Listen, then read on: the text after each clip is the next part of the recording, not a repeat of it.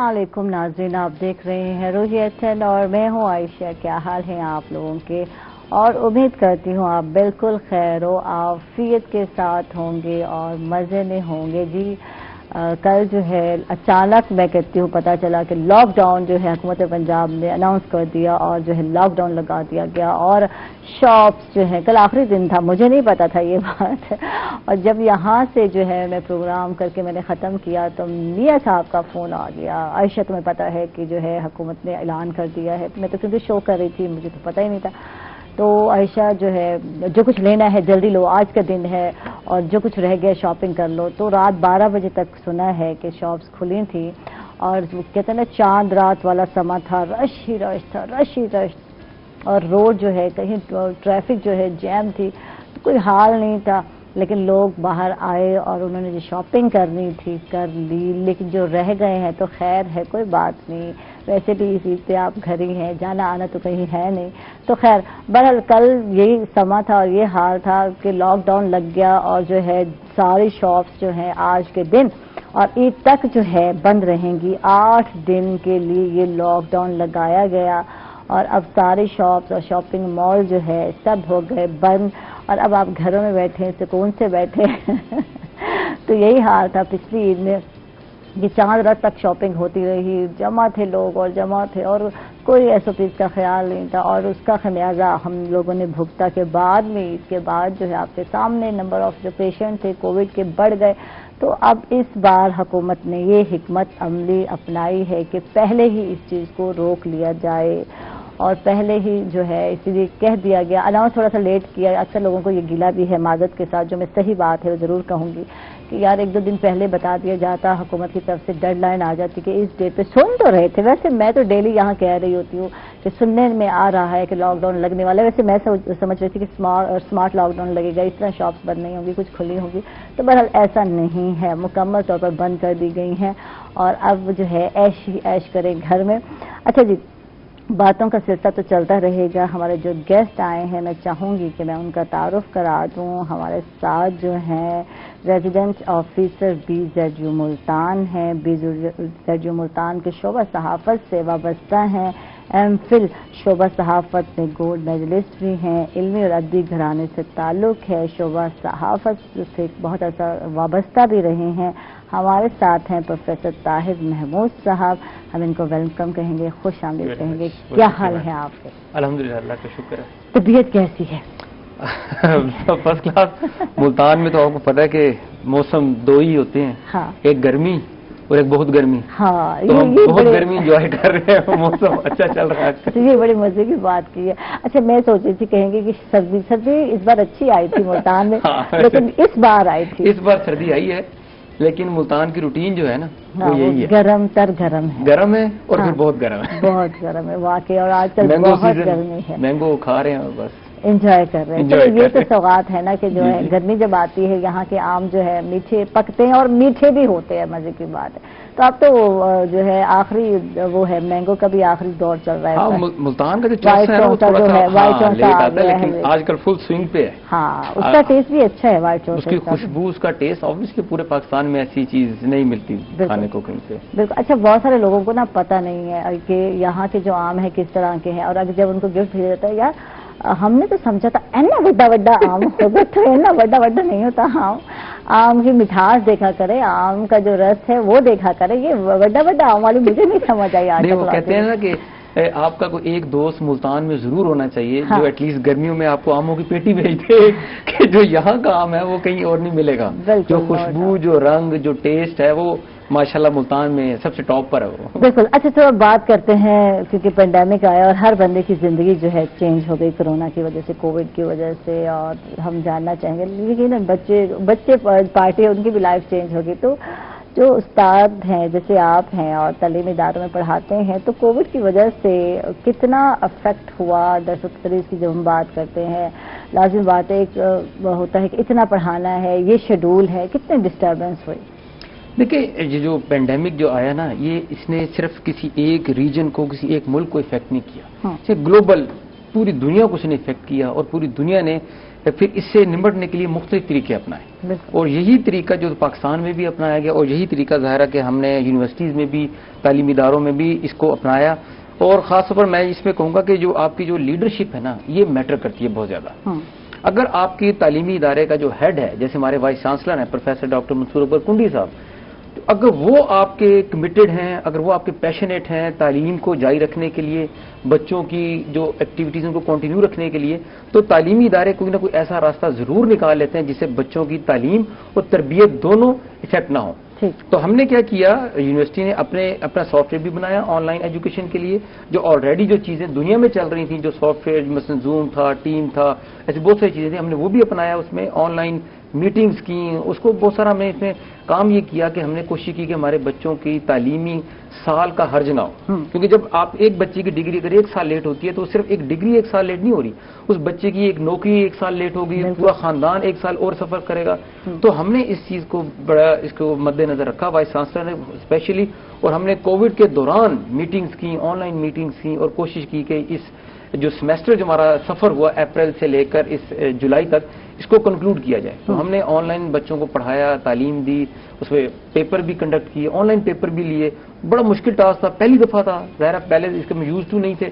تو ٹیچر کو کتنا مشکل ہوا, ٹیچر کے لیے کتنا مشکل تھا, اسٹوڈنٹ کے لیے تو ہے کہ انڈرسٹینڈ نہیں کر پاتے, پوچھیں کس سے گائیڈ لائن لیں, تو ٹیچر کے لیے کتنا مشکل تھا. ڈیسپریٹ ٹائمز ڈیسپریٹ میجرز, جب آپ کے پاس ایک وقت آ گیا نا تو پھر اس کو آپ نے کوپ اپ کرنا ہے. پھر اس کو اب جب پتہ لگ گیا کہ یہ سر پہ پڑ گئی ہے اور اس کے علاوہ کوئی حل نہیں ہے, یا تو آپ بچوں کا تعلیمی سال 1 سال لیٹ کر دیں کہ ٹھیک ہے جی ہم نہیں پڑھا سکتے, نہیں پڑھاتے, آپ 1 سال ویٹ کریں. تو یہ ہمیں لگا کہ شاید یہ ٹھیک نہیں ہوگا بچوں کے مستقبل کے لیے. اسٹارٹ میں نہیں لگ رہا تھا کہ یہ اتنا لمبا ٹائم چلے گا, مہینہ 2 مہینہ یہی سوچ رہے تھے کہ پہلے تو یونیورسٹی 15 دن کے لیے بند ہوئی. ہاں 15 دن کے لیے بند ہوئی تھی, اتنا زیادہ اناؤنس بھی نہیں کیا گیا تھا اس وقت, اداروں کو بھی یہی کہا جاتا بس 15 دن کے لیے بند کر رہے ہیں. تو اسٹارٹ میں تو ایسی کوئی سچویشن بھی نہیں تھی. چلو جی بچے بھی خوش ہو گئے, بچے بڑے خوش تھے, چھٹیاں مل گئی ہیں, انجوائے کریں گے, یہ کریں گے. عمران خان کے اسٹیٹس لگ بند ہوئی یونیورسٹی, تعلیمی ادارے اسکول بند ہوئے, اور انجوائے کریں گے. اچھا دہلی ایریا میں جائیں گے, اب ہمارے وہ سارے جو ہمارے وہ تھے نا بچوں کے ٹور لگائیں گے, اس شہر میں جائیں گے, یہ کریں گے. اچھا جب پتہ چلا کہ کہیں بھی جانا الاؤ نہیں ہے تو پھر عقل ٹھکانے آئی کہ دیکھیں میڈم, یہ جو اصل میں جب آپ اتنے خاص طور جو فیئر کا ایک جو ویو آئی نا مارچ کے بعد, اپریل کے مڈ میں جو فیئر کی ایک ویو آئی نا, اس میں بہت ضروری تھا کہ آپ اپنی یوتھ کو انگیج رکھیں. بالکل, کیونکہ اگر آپ ان کو چھوڑ دیں گے, اگر آپ ان کو جسے کہتے ہیں کہ وقت کے حالات اب سوشل میڈیا وہ فالو کر رہے ہیں, جو پوسٹ آ رہی ہیں, جو چیزیں آ رہی ہیں, اس میں صحیح غلط ہر چیز سب کچھ چل رہا ہے, تو وہ فیئر کی جو تھا نا وہ بچوں کی ذہنی جو نشوونما تھی اس کو افیکٹ کر رہا تھا. تو اس چیز کو ہم نے ذہن میں رکھتے ہوئے ہم نے جو ہمارا ڈائریکٹر آف اسٹوڈنٹس افیئرز ہے اس کے تحت آن لائن کمپٹیشن کروائے بچوں کے. ہم نے نعت کے کمپٹیشن کروائے, قرات کے کمپٹیشن کروائے, ڈبیٹ کے کمپٹیشن کروائے, ان کے ایسے رائٹنگ کے کمپٹیشن کروائے, تاکہ ہم اپنی یوتھ کو انگیج رکھیں پازیٹیو ایکٹیویٹیز میں. تو اس میں ہمارے مختلف جو ہمارے ادارے تھے, مختلف جو ہمارے ساتھ کام کر رہے تھے, سیوک سروسز کے ادارے, انہوں نے ہمارے ساتھ بڑا اس میں رول پلے کیا. ٹھیک ہے, یعنی کہ یہ جو پینڈیمک تھا اس میں بچے جو گھروں میں قید ہو کر رہ گئے, اور بچوں کو قید کرنا بڑا مشکل کام ہے پیرنٹس کے لیے, اور وہ بھی جو ہے یونیورسٹی کے بچے ہوں, کالج کے بچے ہوں, ماشاءاللہ بڑے ہو جاتے ہیں, ینگ بچے ہوتے ہیں, تو آپ دیکھ لیں گھروں میں بھی ٹک کر نہیں بیٹھ رہے ہوتے. تو ایسی ایڈورٹیزمنٹ بنائی گئی, ڈرایا گیا کہ اگر آپ کو ہو گیا اور جب آپ گھر آ رہے ہو تو آپ تو ینگ ہو, یوتھ ہو, آپ تو انرجیٹک ہو, آپ تو اوور کم کر سکتے ہو اس بیماری کو, لیکن آپ کے جو پیرنٹ ہیں وہ تو افیکٹڈ ہو سکتے ہیں نا, خدا نخواستہ ان کی ڈیتھ ہو سکتی ہے. تب جا کر جو ہے نوجوان کچھ سمجھے کہ ان کے پیارے ان کی وجہ سے جو ہے اس دنیا سے جا سکتے ہیں. میڈم کوئی بھی میسج جو ہے نا, جب آپ گلوبلی لوگوں کو جب کوئی میسج دیتے ہیں نا, تو اس کی پرسویشن کے لیے ایک بڑی اہم ایک آپ کے پاس ایک فیکٹر ہوتا ہے جس کو اپیل بولتے ہیں, وہ ہے فیئر. کہ اگر آپ ڈرا دیں نا, دیکھیں نا صابن بیچنے والا آپ کو ڈرا رہا ہے کہ ہاتھ نہیں دھو گے تو یہ بیماری ہو جائے گی, شیمپو بیچنے والا ڈرا رہا ہے کہ اس سے بال نہیں دھوئے تو بال گر جائیں گے. ہر چیز جو ہے نا وہ آپ کو ڈرا کے بیچی جاتی ہے. تو اسی طرح جب یہ پینڈیمک کا جو بیچنا تھا نا, اس میں بھی فیئر اپیل یوز کی گئی. میں نے ایک ریسرچ کی, اس کو پبلش بھی ہو گئی وہ, اس میں جو ہمارے پرائم منسٹر کی اسپیچز تھی نا اس میں بھی فیئر کا ایلیمنٹ تھا. انہوں نے عوام کو بتایا کہ اگر یہ آپ نے ایس او پیز پہ عمل نہ کیا یہ نقصان ہوگا, یہ جانیں جا سکتی ہیں, یہ نقصان ہوگا, اس طرح ہوگا. تو یہ فیئر جو تھا نا، یہ کریٹ کرنا ایک سینس میں ضروری بھی تھا. کچھ سوشل میڈیا کے تھرو ناجائز بھی کریٹ ہو گیا فیئر، لیکن اس سے جو تھا میں سمجھتا ہوں کہ جو ہماری یوتھ تھی اس کو نکالنا بہت ضروری تھا. اچھا، سوشل میڈیا کی جب ہم بات کرتے ہیں تو کچھ تو ایسی پوسٹ تھی جس میں تو ڈرایا گیا، یہ ہو گیا. وہ شروع میں آپ نے دیکھا ہوگا کہ دکھایا گیا کہ کچھ لوگ جو ہے سانس نہیں لے رہے اور روڈ پہ جو ہے ان کی ڈیتھ ہو رہی ہے. تو ایسی چیزیں دکھائی گئی اللہ کہ بندہ ڈر گیا، خدا نہ خواستہ. ایسا دیکھا تھا آپ نے؟ لازمی بات ہے، اس طرح کی ویڈیوز چل رہی تھی تو بندہ پریشان ہو گیا، خدا نہ خواستہ یہ حال ہو گیا تو ہم تو یہیں گئے نا. تو یہ حال تھا. تو فیئر کا بزنس جو ہے نا میڈم، وہ بکتا ہے. بالکل. تو اگر آپ کوئی بھی ویڈیو بنا کے یا کوئی پرانی ویڈیو بھی لگا کے ڈال دیں گے نا کہ یہ پینڈیمک یا کووڈ کی وجہ سے یہ ڈیتھ ہوئی ہے، لوگ اس پہ یقین کریں گے. یہ چیز بڑی چلی ہے. اگر ہم سوشل میڈیا کی بات کرتے ہیں، لوگ جو ہے اتھینٹک نہیں ہوتی یہ ساری چیزیں اتھینٹک نہیں ہوتی. آپ دیکھیں کہ کہاں سے ویڈیو اٹھاتے ہیں یہ لوگ اور جب لگاتے ہیں تو پاکستان میں یہ ہو رہا ہے، حالانکہ وہ پاکستان ہوتا نہیں. اگر آپ اس کا بیک گراؤنڈ دیکھیں تو کبھی ہمارے ہمسائے ملک کی لگ رہی ہوتی ہے، کبھی بنگلہ دیش کی لگ رہی ہوتی ہے، کبھی ادھر کی لگ نہیں رہتا. وہ پاکستان کی ویڈیو، وہاں کے رہن سہن کے لوگوں کی طریقے ہر چیز مختلف ہوتی ہے، پھر بھی ریلیٹ کر دیتے یہ پاکستان کا حال ہے، دیکھ لیں. یہ ایک وہ دیکھی ہوگی آپ نے، گڑھے والی دیکھی ہوگی جس میں ٹرک الٹا پڑا ہے اور دھنسا ہوا ہے، اور یہ دیکھ لیں یہ حال ہے ہمارے پاکستان کا. تو دیکھا گیا غور سے جو چیزیں گزر رہی ہیں سڑک پہ، تو وہ تو پاکستان کو پریزنٹ ہی نہیں کر رہے. تو پھر جا کے عقل آتے، لیکن لوگ نہیں کرتے، پھر فارورڈ پہ فارورڈ ہے. لوگ میڈم جو کریڈیبلٹی ہے نا وہ نہیں ہے سوشل میڈیا کی نا. اس سے میں آپ کو ایک ریسرچ بتاؤں، ابھی ہم نے خود بھی اس میں تھوڑا سا ایک شغل کے طور پہ ریسرچ کی، کیونکہ میں نے ایک ریسرچ اسٹڈی پڑھی، پھر ہم نے بھی یہ کر کے دیکھا اور واقعی ایسے ہی تھا کہ آپ کسی بھی ایکٹر کی ایک فوٹو لیں، کسی بھی ہالی ووڈ کے ایکٹر کی فوٹو لیں، اس پہ لگا دیں. فار ایگزامپل کہ جی یہ وہ شخص ہے جس نے کووڈ-19 پھیلایا، لوگ اس میں کمنٹ شروع ہو جائیں گے کہ اوہ یہ تو یہ ہے، یہ تو جانو نہیں ہے. تو لوگ دیکھتے ہی ہیں کہ یہ انفارمیشن ہے کیا، کہ کون شخص ہے، کون دے رہا ہے. تو یہ تو صحافت کی ٹیکٹکس ہے، میں کرتی ہوں. یہ آپ بہتر طور پر جانتے ہیں. آج کل بہت سارے لوگ جو ہے فیس بک پہ جو ہے وہ چلا رہے ہیں، اس طرح کے جو ہے نیوز چینل بن گئے ہیں، چھوٹے جو بچے ہیں یوٹیوب پر آ گئے ہیں. آج کل یہ چیز بہت ٹرینڈ میں ہے نا، علاقائی خبروں کے لیے جگہ کی. تو اس طرح کے جو ہے ایسے لکھ دیے جاتے ہیں الفاظ، اور اس کے بعد ہم لوگ سرچ میں جاتے ہیں تو ایسا کچھ نہیں دکھتا. یہ بھی ہے میڈم. صحافت اور سٹیزن جرنلزم نا تھوڑا اس میں فرق ہے. سٹیزن جرنلزم جب آپ کرتے ہیں نا تو وہاں پر جو بھی ایک شخص جو سٹیزن جرنلزم کر رہا ہے نا، اس پہ کوئی اس کے چیک اینڈ بیلنس نہیں ہے. ٹھیک ہے، اس پہ کوئی قدغن نہیں. لیکن آپ اس سٹیج پہ بیٹھ کے آپ کو انفارمیشن غلط دیں گی، کوئی بات کریں گے، آپ سے پوچھیں گے کہ آپ نے یہ کیوں کہا. لیکن میں اپنے گھر میں سیٹ پہ بیٹھ کے میں کہوں جی کہ آج ملتان میں اولے پڑ گئے یا آگ کی بارش ہوگی، مجھے کوئی نہیں پوچھے گا. بالکل. وہ یہ بھی ہو سکتا ہے کہ میری ویڈیو شیئر ہونا شروع ہو جائے گا، ملتان میں آگ کی بارش ہوگی. خبریں ہوتی ہیں قبروں میں سے آوازیں آ رہی تھیں، اللہ میاں وہ پھر گئے. اچھا پھر کلک کر دیا ہم نے بھی، تو کیا تھا؟ کچھ بھی نہیں تھا. اللہ کی قسم میں تو حیران ہو گئی کہ یار کیا چیزیں لکھ دی جاتی ہیں اور لوگوں کو اٹریکٹ کرنے کے لیے، کہ تاکہ ایک کلک جو ہے ضرور جا کے کرے، ایک جو واچ. یہ حال. تو یہ اصل میں یہ جو کمرشلزم ایک ویو ہے نا کہ آپ نے سوشل میڈیا سے ارننگ کرنی ہے، وہ پھر کہتے ہیں کہ جب آپ نے ارن کرنا تو وہ پھر صحیح غلط نہیں دیکھتے. شعبہ صحافت سے وابستہ بھی رہے اور BZU کی شعبہ صحافت پہ اس طرح جو ہے خدمات بھی سر انجام دے رہے ہیں، اور ایم فل بھی شعبہ صحافت میں کیا اور گولڈ میڈلسٹ بھی ہے. تو کیا انٹرسٹ تھا یہ بتائیں ذرا، کیا دلچسپی تھی آپ کو؟ دیکھیے انسان زندگی میں نا بہت سارے کام ایسے کرتا ہے کہ جو اس کو بغیر انٹرسٹ کے بھی کرنے پڑتے ہیں. لیکن جب آپ ایک فیلڈ میں آ گئے بائی چوائس یا وداؤٹ چوائس. اب یہ چوائس تھا یا وداؤٹ؟ نہیں، میری چوائس نہیں تھی. تو گولڈ میڈلسٹ کیسے بن گئی؟ وداؤٹ چوائس کیسے ہوتا ہے یار؟ انٹرسٹ کے بغیر کچھ کوئی کیسے اس میں جو ہے؟ میرا یہاں پہ ماسٹر میں بھی گولڈ میڈل ہے، میرا ایم فل میں بھی گولڈ میڈل ہے. ہاں جی. تو میں یہ بتا رہا ہوں کہ میں نے جب یہ جوائن کیا تو میری جو فیملی یا ادھر ادھر میرے دوستوں میں بھی کوئی صحافی نہیں تھا. لیکن جب میں نے دیکھا کہ سبجیکٹ یہ ہے، مجھے انٹرسٹنگ لگا، مجھے اچھا لگا، اور پھر میں نے سوچا کہ میں نے اس میں ایکسل کرنا ہے. تو جب میں آ گیا ہوں ایک فیلڈ میں تو پھر اس کو ہاف ہارٹیڈلی کرنے کا کوئی فائدہ کوئی نہیں. تو آپ اپنی زندگی میں جو بھی کام کریں نا وہ فل پیشن کے ساتھ کریں. جب آپ کے پاس ایک چیز مل گئی ہے آپ کو، تو پھر آپ اپنی جو ذمہ داری ہے اس کو 100% دیں، اپنا 100% دیں اس چیز کو، اور وہ چیز پھر آپ کو ری پے بھی کرتی ہے. بالکل. تو میں نے یہ چیز دیکھی کہ جب میں نے یہ صحافت پڑھنا شروع کی تو میرا خیال میں I was in second semester, تو ایک پاکستان کے ایک پرائیویٹ چینل میں میری اس وقت جاب ہوگی، حالانکہ میں ابھی سیکنڈ سیمسٹر میں تھا، میری ڈگری بھی کمپلیٹ نہیں تھی. لیکن وہ ظاہر ہے انہوں نے میرا کام دیکھا، انہوں نے میرا پیشن دیکھا، انہوں نے ورکنگ دیکھی. انہوں نے کہا ٹھیک ہے جی کہ آپ کا 1 سال ابھی ہے، آپ اس کو کمپلیٹ کریں اور جب آپ کی کمپلیٹ ہو جائے گا پھر آپ ہمارے پاس ریگولر جوائن کر لیں اس کو. لیکن میں نے ڈیورنگ مائی اسٹڈی پیریڈ ہی صحافت جوائن کر لی.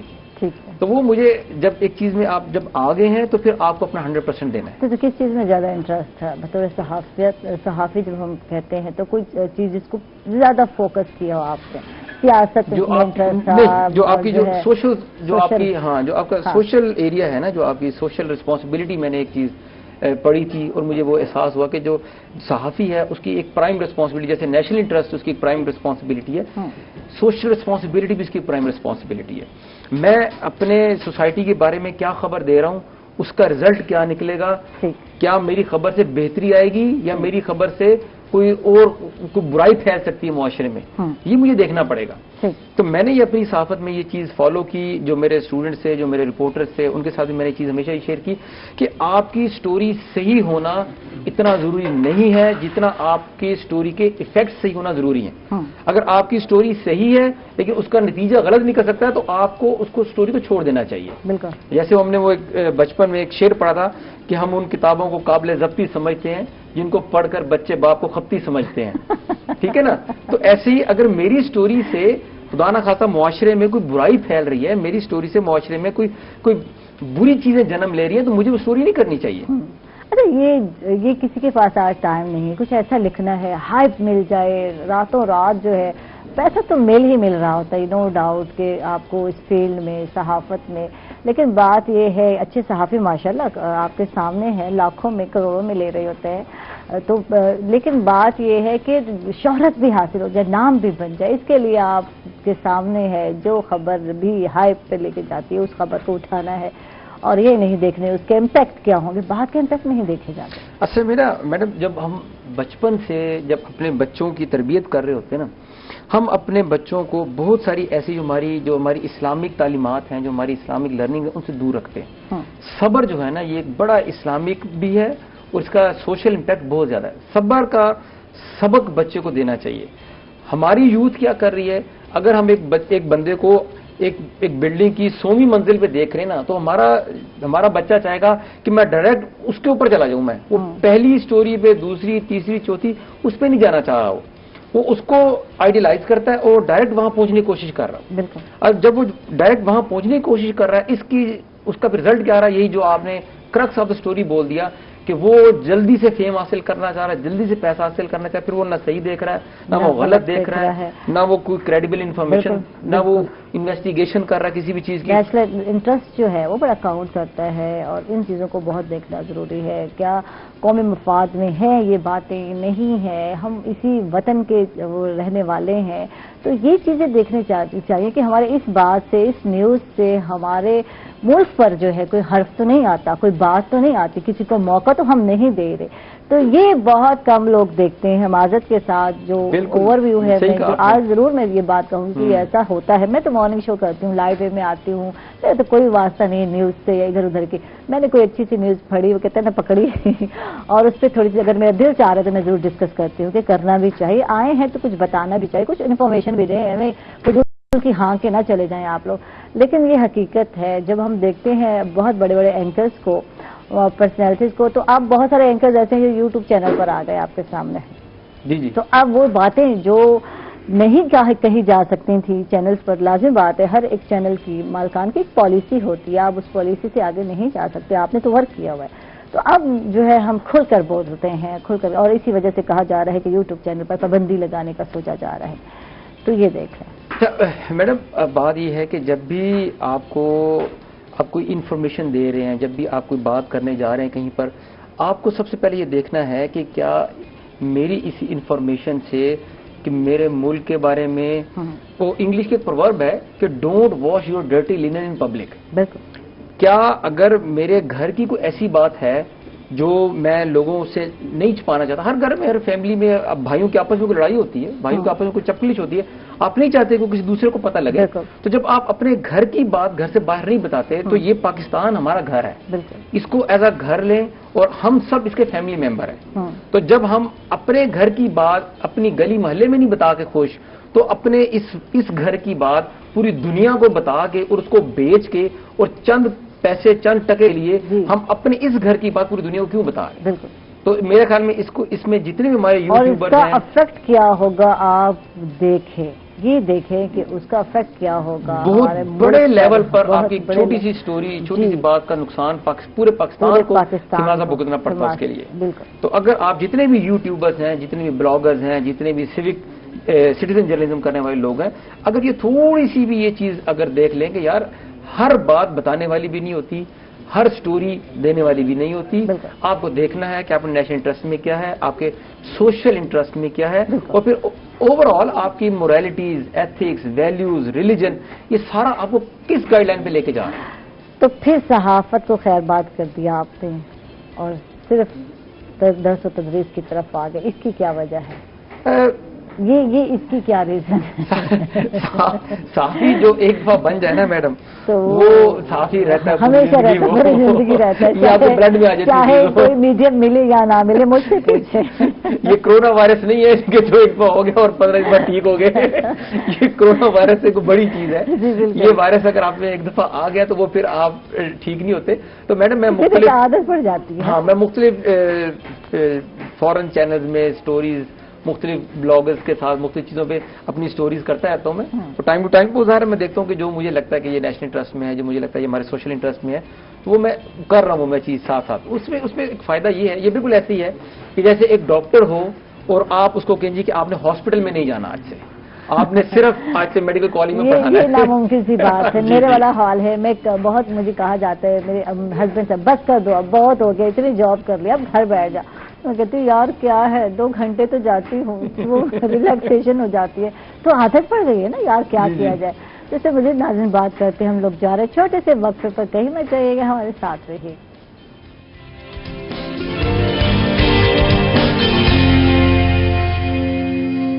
ویلکم بیک ناظرین, خوش آمدید کہیں گے آپ ایک مرتبہ پھر. اور ہمارے ساتھ ایک اور گیسٹ آ چکے ہیں, بہت ہی خوبصورت پرسنالٹی ہمارے ساتھ, head of department political science BZU Multan ہمارے ساتھ ہیں. پروفیسر ڈاکٹر مکرم علی ہمارے ساتھ ہیں. ویلکم کہیں گے, خوش آمدید کہیں گے. کیسے ہیں آپ؟ کچھ لیٹ ہے, بتائیں کیا صورت حال تھی, کیا میٹنگیں چل رہی تھیں؟ تھینک یو ویری مچ جی. بسم اللہ الرحمن الرحیم. بس وہ ایک میٹنگ تھی جس سے تھوڑا سے ہم ڈیلے ہو گئے, کیونکہ آج کل وہ ایڈمیشن کے سلسلہ چل رہا ہے یونیورسٹیز میں. وہ بڑا ایشو ہے ظاہر ہے, کووڈ-19 کی وجہ سے ایگزامز نہیں ہوئے BA BSc کے, جس کی وجہ سے ظاہر ہے جو انٹیک یونیورسٹی میں آتی ہے وہ بیسیکلی FSc پاس اسٹوڈنٹس کی آتی ہے BSc لیول کے اوپر, اور ماسٹر لیول پر جو بچے BA BSc پاس کرتے ہیں تو ظاہر نہیں ہو سکے ایگزام اس دفعہ. تو BS میں تو ڈیفینیٹلی جو گورنمنٹ نے فارمولہ بنایا شاید کوئی اس حوالے سے صورتحال سامنے آئے, لیکن BA BSc کے بھی ایگزام ہونے کا کوئی چانس دور دور تک نظر نہیں آ رہا. تو الٹیمیٹلی یونیورسٹیز نے ڈیسائیڈ یہی کیا ہے کہ ایڈمیشنز اوپن کر دیے ہیں, تو جو پہلے بچے تھے جن کے پچھلے سال ریزلٹس آئے تھے, موسٹ پروبیبلی انہی میں سے انٹیک لیں گے. ٹھیک ہے. تو ایڈمیشن کے لیے کیا شرائط ہیں, کیا ہے, کچھ بتائیں. جو اسٹوڈنٹ آنا چاہتے ہیں, ایڈمیشن لینا چاہتے ہیں, تو اس حوالے سے آگاہ کیجیے ہمیں. اس میں یہی ہے کہ جو ہمارے پاس بیچلر کی ڈگری ہے وہ سائنس اور آرٹس ڈفرینٹ ڈسپلنز, ہماری تقریباً کوئی 8 کے قریب فیکلٹیز ہیں, اور 70+ پروگرام ہم آفر کر رہے ہیں BS لیول کے, جس میں انجینئرنگ بھی شامل ہے. ہماری جو یونیورسٹی ہے جنرل یونیورسٹی ہے, جس میں ویٹنری کالج ہے, انجینئرنگ کالج ہے, جس میں ایگریکلچر کالج ہے بہت بڑا اور بڑا پرانا ساؤتھ پنجاب کا, اور باقی جنرل فیلڈز ہیں سوشل سائنسز وغیرہ کے. اس میں یہی ہے کہ باقاعدہ آن لائن ایڈمیشن ہوتے ہیں.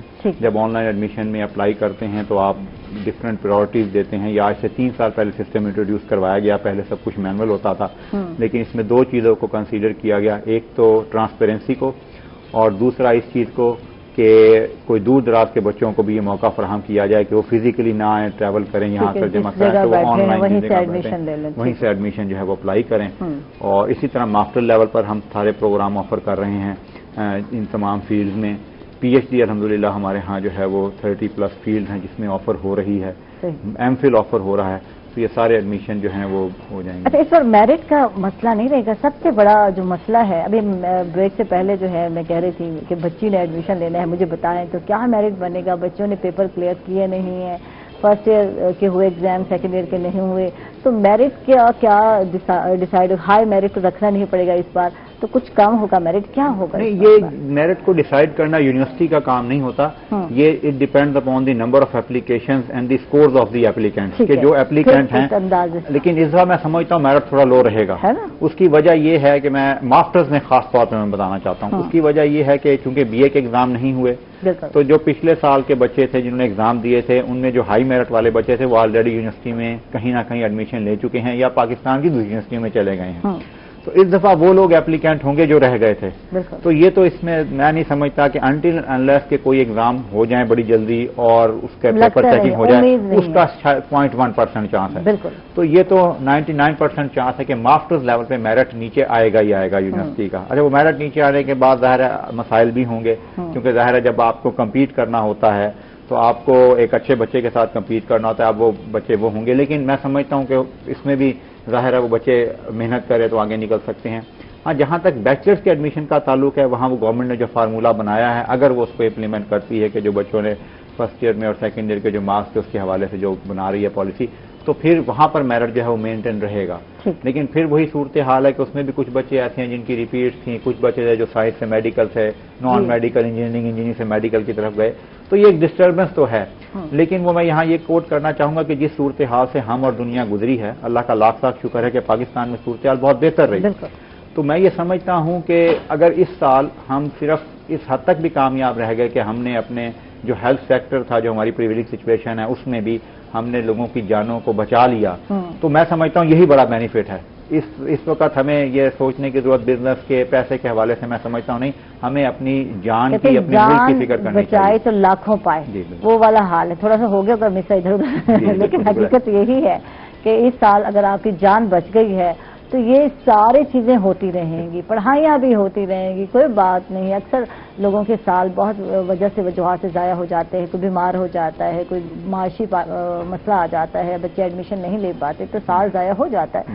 اٹس ناٹ آڈنگ، لیکن کوئی بات نہیں، جان تو ہے نا یار، جان ہے تو جہان ہے. اور پھر یہ ساری چیزیں چلتی رہیں گی. لیکن بچوں کو انگیج کیسے کر رہے ہیں؟ آن لائن کلاسیں سٹارٹ کی ہیں بچے، اور یہ جو لازمی بات ہے ایڈمیشن ہو رہے ہیں تو ان کو آن لائن کلاسز ہی آپ لوگوں کو دینا ہے، آپ لوگ دیں گے؟ کیا کریں گے؟ سسٹم کیا ابھی تک تو جو ہم نے آن لائن کلاسز پڑھائی ہیں الحمدللہ ہمارا بڑا سکسیس ریٹ رہا.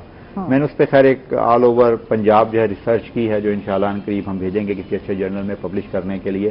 تو اس کی کئی تھوڑی بہت فائنڈنگز ہیں جو میں شیئر بھی کر لیتا ہوں. مثلا اس میں آن لائن کلاسز میں اسٹوڈنٹس بڑے انتھوزیاسٹک ہیں، وہ حصہ لے رہے ہیں بڑھ چڑھ کر.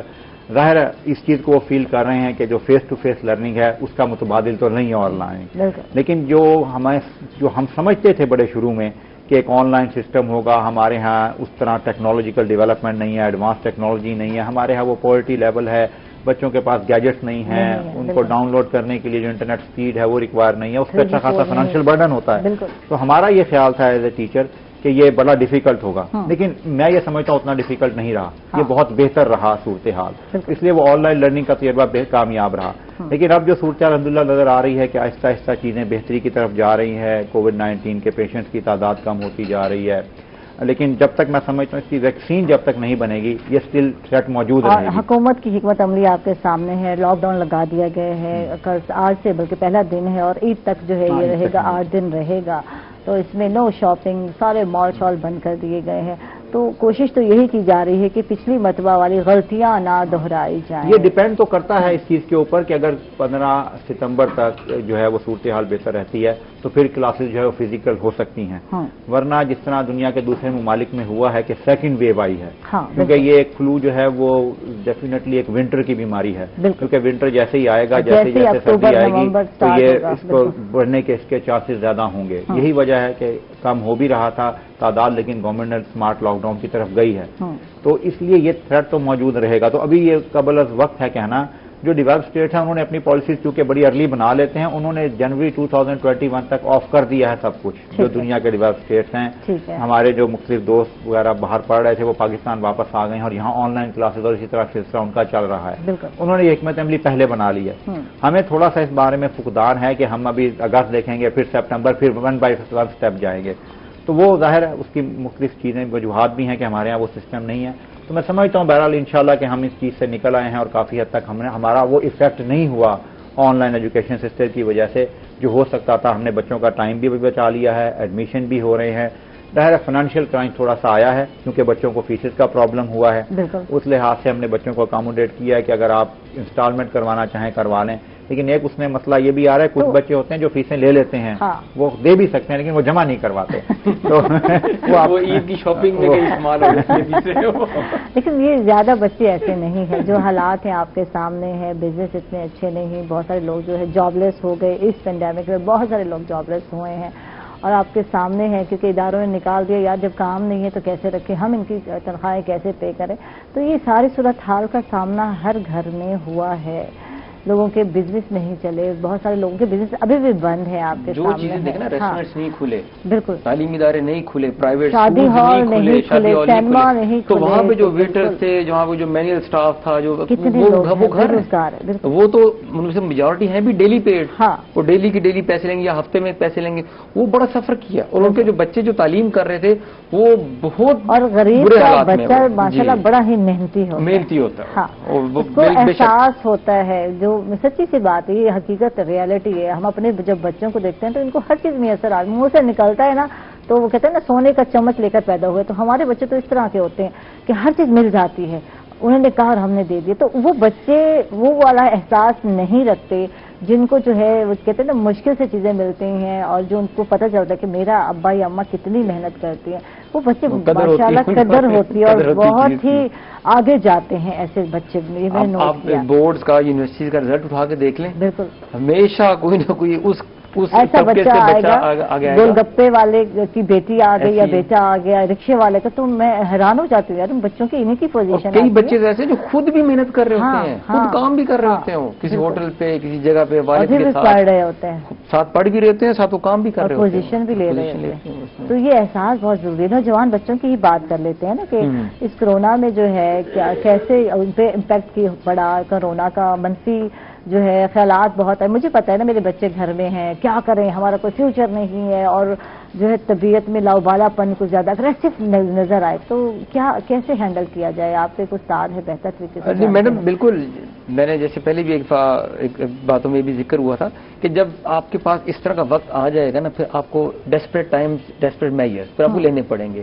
تو ابھی یہ میرے خیال میں جتنی تعلیمی اداروں کی ذمہ داری ہے، حکومت کی ذمہ داری ہے، بلکہ میں اس میں سمجھتا ہوں کہ یہ جو ہماری این جی اوز ہیں، جو ہمارے سیوک سروسز کے جو ادارے بنے ہوئے ہیں، یہ ان کی ریسپانسبلٹی ہے کہ یہ بچوں میں پازیٹیوٹی پروموٹ کریں، یہ بچوں کو آن لائن اس طرح کی کوئی ٹریننگ، کوئی کورسز، ورک شاپس یا کچھ کمپٹیشن ان کو انگیج رکھیں۔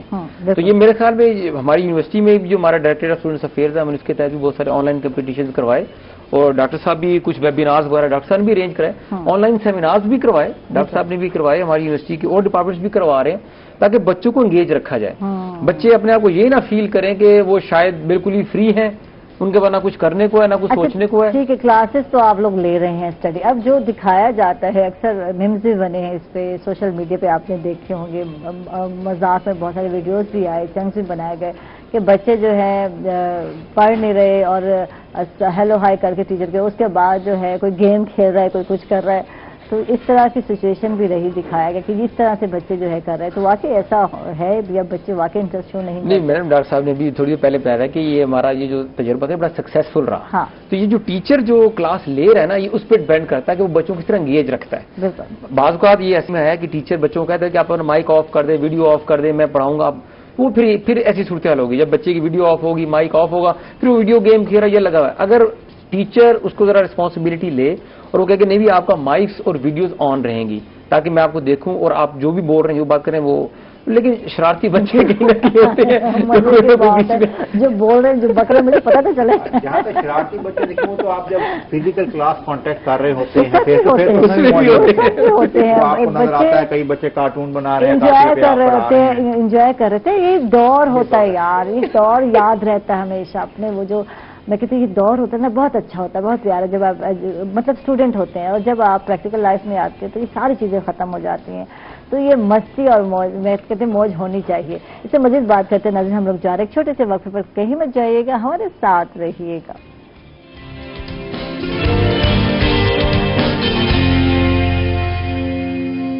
वेलकम बैक नाजरीन, खुश आमदीद कहेंगे आपको एक मरतबा फिर। और बात हो रही है जनाब बिल्कुल हमारी प्रोफेसर ताहिर महमूद भी हमारे साथ हैं, प्रोफेसर डॉक्टर मुकर्रम अली भी हैं। नाम बड़ा औखा है आपका माशाल्लाह, मुकर्रम है, तो बहुत औखा है माशाल्लाह। तो लेकिन बंदे ही उतनी ईजी है। अच्छा, शख्सियत माशाल्लाह बहुत ही हंसमुख, बहुत कोऑपरेटिव।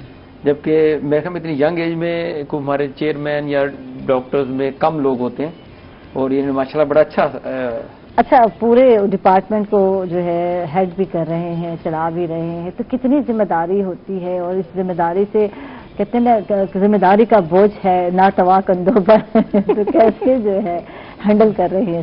ये भी डिपेंड करता है। पाकिस्तान में दो तरह के लोग हैं, हाँ। हम अक्सर हंसते हैं। एक तो वो हैं कि जो बड़े ईमानदार हैं लेकिन रज के नाअहल हैं, इनकम्पिटेंट। एक वो हैं जो जिनके बारे में कहना चाहे कि जिनके बारे में हम कहते हैं जी करप्ट हैं, लेकिन रज के जो है वो कॉम्पिटेंट है। वाह जी वाह। मैं ये दोनों चीजों को गलत समझता हूँ। मैं ये समझता हूँ कि आपको ईमानदार भी होना चाहिए और कॉम्पिटेंट भी होना चाहिए, लेकिन ऐसे लोगों की तादाद बहुत कम है।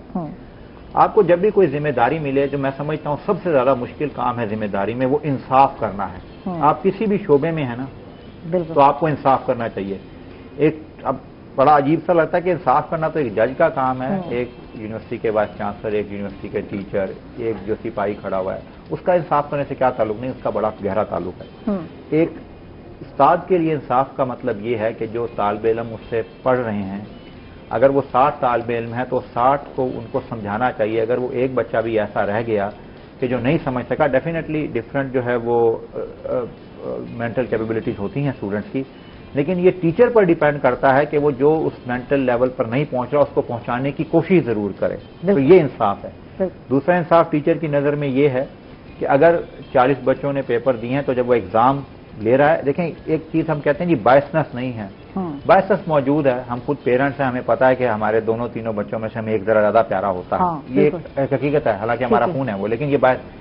तो इसी तरह टीचर्स भी हो सकता है कि बायस हो। अगर वो बायस इस लिहाज से है कि एक बच्चा काबिल है तो उसकी बात जरा ज्यादा सुन रहे हैं। अच्छा, एक बच्चा ये होता है फेवरेटिज्म जो है, ये हमेशा से चला आता है। लेकिन वो फेवरेटिज्म इस हवाले से नहीं होना चाहिए कि आप अपने जाती मफाद के लिए किसी इनकम्पिटेंट बच्चे को आगे लेकर आ रहे हैं। बिल्कुल, ये फेवरेटिज्म बहुत गलत है। बिल्कुल, आप किसी फेवरेटिज्म कर रहे हैं कि एक बच्चा बहुत लाइक है, बहुत कॉम्पिटेंट है, आपको पता है वो पढ़ाई में आगे था, लेकिन किसी वजह से पेपर में थोड़ा सा कमजोर रह गया, तो आपको पता है कोई आज मजबूरी हुई है इसकी, आप उसको थोड़ा सा पुशअप करें, कोई हर्ज नहीं। लेकिन हाँ, आपको पता है कि एक बच्चा है ही नालायक, लेकिन वो आपके जाती मफादात को पूरा कर रहा है किसी जायज ना जायज तरीके से, उसको आप उठाकर क्लास पे फौकियत दे दें।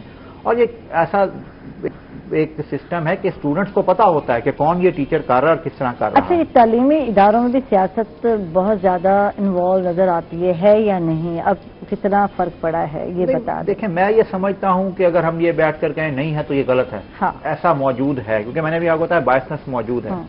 हमारे हर जगह जो एक बड़ा अलमिया है वो पावर पॉलिटिक्स का है, कि अगर हम ये चीज एक चीज समझ जाएं कि हमने एक दिन मर जाना और आखिरत में जाके उसका जवाब देना है हमने, तो ये सारी चीजें खत्म। और हम यही चीज नहीं समझते। ठीक है। अगर हम ये इतनी सी चीज समझ जाएंगे तो हम ये पावर पॉलिटिक्स, ये जो आर्जी दुनिया है, ये जो आर्जी पावर कॉरिडोर है, इससे बिल्कुल बाहर निकल जाएंगे। लेकिन हम ये समझते हैं कि जब हम इक्तदार में आते हैं तो हमने पास पावर आती है। अगर मैं चेयरमैन बना हूं तो अगर मैं ये समझने लग जाऊं कि मैंने सारी उम्र अब चेयरमैन रहना है, جو دوسروں کا حق ہے میں نے مارنا ہے، وہ یہاں مجھے ہو سکتا ہے چونکہ میری صحیح اس کے لیے ہو سکتا ہے اللہ مجھے اس کے لیے مدد بھی کرے، لیکن پھر وہ آخرت میں وہ مدد مجھے نہیں ملنی، پھر وہ کیونکہ میں نے وہ اپنی مدد جو اللہ سے جو میں نے یہاں لے لی۔ یہ چیز ہر کوئی نہیں سوچتا، آخرت کی باتیں جب ہم کر رہے ہوتے ہیں تو ہر کوئی سوچتا ہے میں نے تو رہنا ہی اسی دنیا میں ہے، پتہ نہیں کب مروں، کتنے سال بعد۔ تو یہ تو موت تو بہت کم لوگ ہوتے ہیں میں کہتے ہیں جن کو یاد رہتی ہے اور جس کی وجہ سے وہ سیدھے راستے پر چلتے ہیں۔ تو آپ دیکھ لیں کرپشن کرنے والا سوچے تو وہ کرپشن کیوں کرے گا؟ لوگوں کو فیسیلیٹیٹ کریں، ہاں، زیادہ سے زیادہ لوگوں کو اکاموڈیٹ کریں۔ اس کا مطلب یہ بالکل نہیں ہے کسی کو اکاموڈیٹ یا فیسیلیٹیٹ کرنے کا مطلب کہ آپ کو لیگل طریقہ کار اختیار کرنا پڑے گا۔ آپ جائز طریقے سے لوگوں کے کئی کام کر سکتے ہیں اور آپ کو کرنے بھی چاہیے۔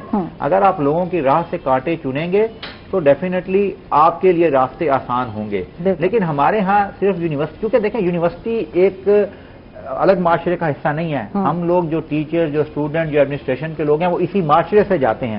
تو چونکہ جب معاشرہ اوور آل ایسا ہے تو ہم ان کو بلیم اس لیے میں کہتا ہوں نہیں کر سکتے کہ اس معاشرے میں ہر طرح کے لوگ جاتے ہیں، لیکن ٹیچر کو ذرا اس لیے کہ میں سمجھتا ہوں یہ ایک پیغمبری پیشہ ہے، انہوں نے ایک سکھانا ہے، انہوں نے کئی جنریشنز بنانی ہیں۔ ہمارے پاس جو ایک بچہ آیا ہے ہم نے اس کو فیوچر دینا ہے، ہم نے اس کو بتانا ہے کہ اس نے جا کر عملی زندگی میں کیا کرنا ہے۔ اگر ہم عملی طور پر خود صحیح نہیں ہوں گے تو وہ ہم سے کیا سیکھ کے جائے گا؟ تو ہم تو معاشرے کو بگاڑ سے بداؤ کی طرف تو لا سکتے ہیں، لیکن اگر ہم اس کو بگاڑ کی طرف لے کے جائیں گے تو میں سمجھتا ہوں ہمارا وہ مقصد ختم۔ ہمارا مقصد صرف الف انار بے بکری پڑھانا نہیں ہے، ہمارا مقصد اس سے زیادہ ہے، بڑا مقصد ہے، عظیم مقصد کہ ہمیں ایک معاشرے کی تشکیل دینا ہے بحیثیت استاد۔ بالکل زبردست، بہت خوبصورت بات کی ہے اور بہت ہی خوبصورت آپ کی سوچ ہے۔ یہ سوچ ہی ہے، کہتے ہیں چند ایک استاد اس طرح کی سوچ رکھتے ہیں، ہر کوئی آپ کی طرح نہیں سوچتا، اس لیے آپ کو اپریشیٹ بھی کرتے ہیں۔ تو پروفیسر طاہر صاحب آپ سے بات کرتے ہیں، اب نوجوانوں کی بات کرتے ہیں، تو بہت سارے نوجوان جو ہے صحافت میں آنا چاہتے ہیں، رپورٹنگ کرنا چاہتے ہیں۔ آج کل تو ہر بندہ رپورٹر بنا پھرتا ہے، آپ کے سامنے ہے چکا موبائل پہنچ گیا ہر جگہ پر ویڈیو بنانا اور ڈال دی سوشل۔ تو کیا یہ رپورٹنگ ہے، کیا ہے یہ؟ میڈم کوڈیک دنیا میں ایک ایسی کمپنی تھی جو دنیا کا 80% نا فوٹوگرافک مٹیریل بنایا کرتی تھی ایک وقت میں۔ یہ جو آپ کے ریلوے انجن ہے نا یہ ہٹاچی کمپنی کے بنے ہیں، اور یہ وہ کمپنی جن کو اب کی جنریشن جانتی بھی نہیں، کیونکہ انہوں نے اپنے آپ کو ٹیکنالوجی کے ساتھ ایوالو نہیں کیا۔ جو چیزیں جیسے دنیا ترقی کرتی گئی انہوں نے وہ چیزیں اڈاپٹ نہیں کی۔ یہی مسئلہ یہ ہماری صحافت کے ساتھ بھی ہے کہ اب جو صحافت ہے نا یہ ان چیزوں سے نکل کر ڈیجیٹل ورلڈ میں جا چکی ہے۔ اس دنیا کے بالکل پیرالل ایک ڈیجیٹل ورلڈ کریٹ ہو چکی ہے، اور وہاں پر وہ صحافی ہے جس کے لائکس زیادہ ہیں، جس کے فالوور زیادہ ہیں، وہ اس کی کوئی ٹریننگ ہے نہیں ہے، اس نے کچھ پڑھا نہیں پڑھا، اس سے کوئی سروکار ہی نہیں ہے۔ تو میرے خیال میں جو ہمارے صحافی جو اس وقت یہ جو کنونشنل جرنلزم کر رہے ہیں ان کو اپنی ڈیجیٹل پریزنس بنانی چاہیے۔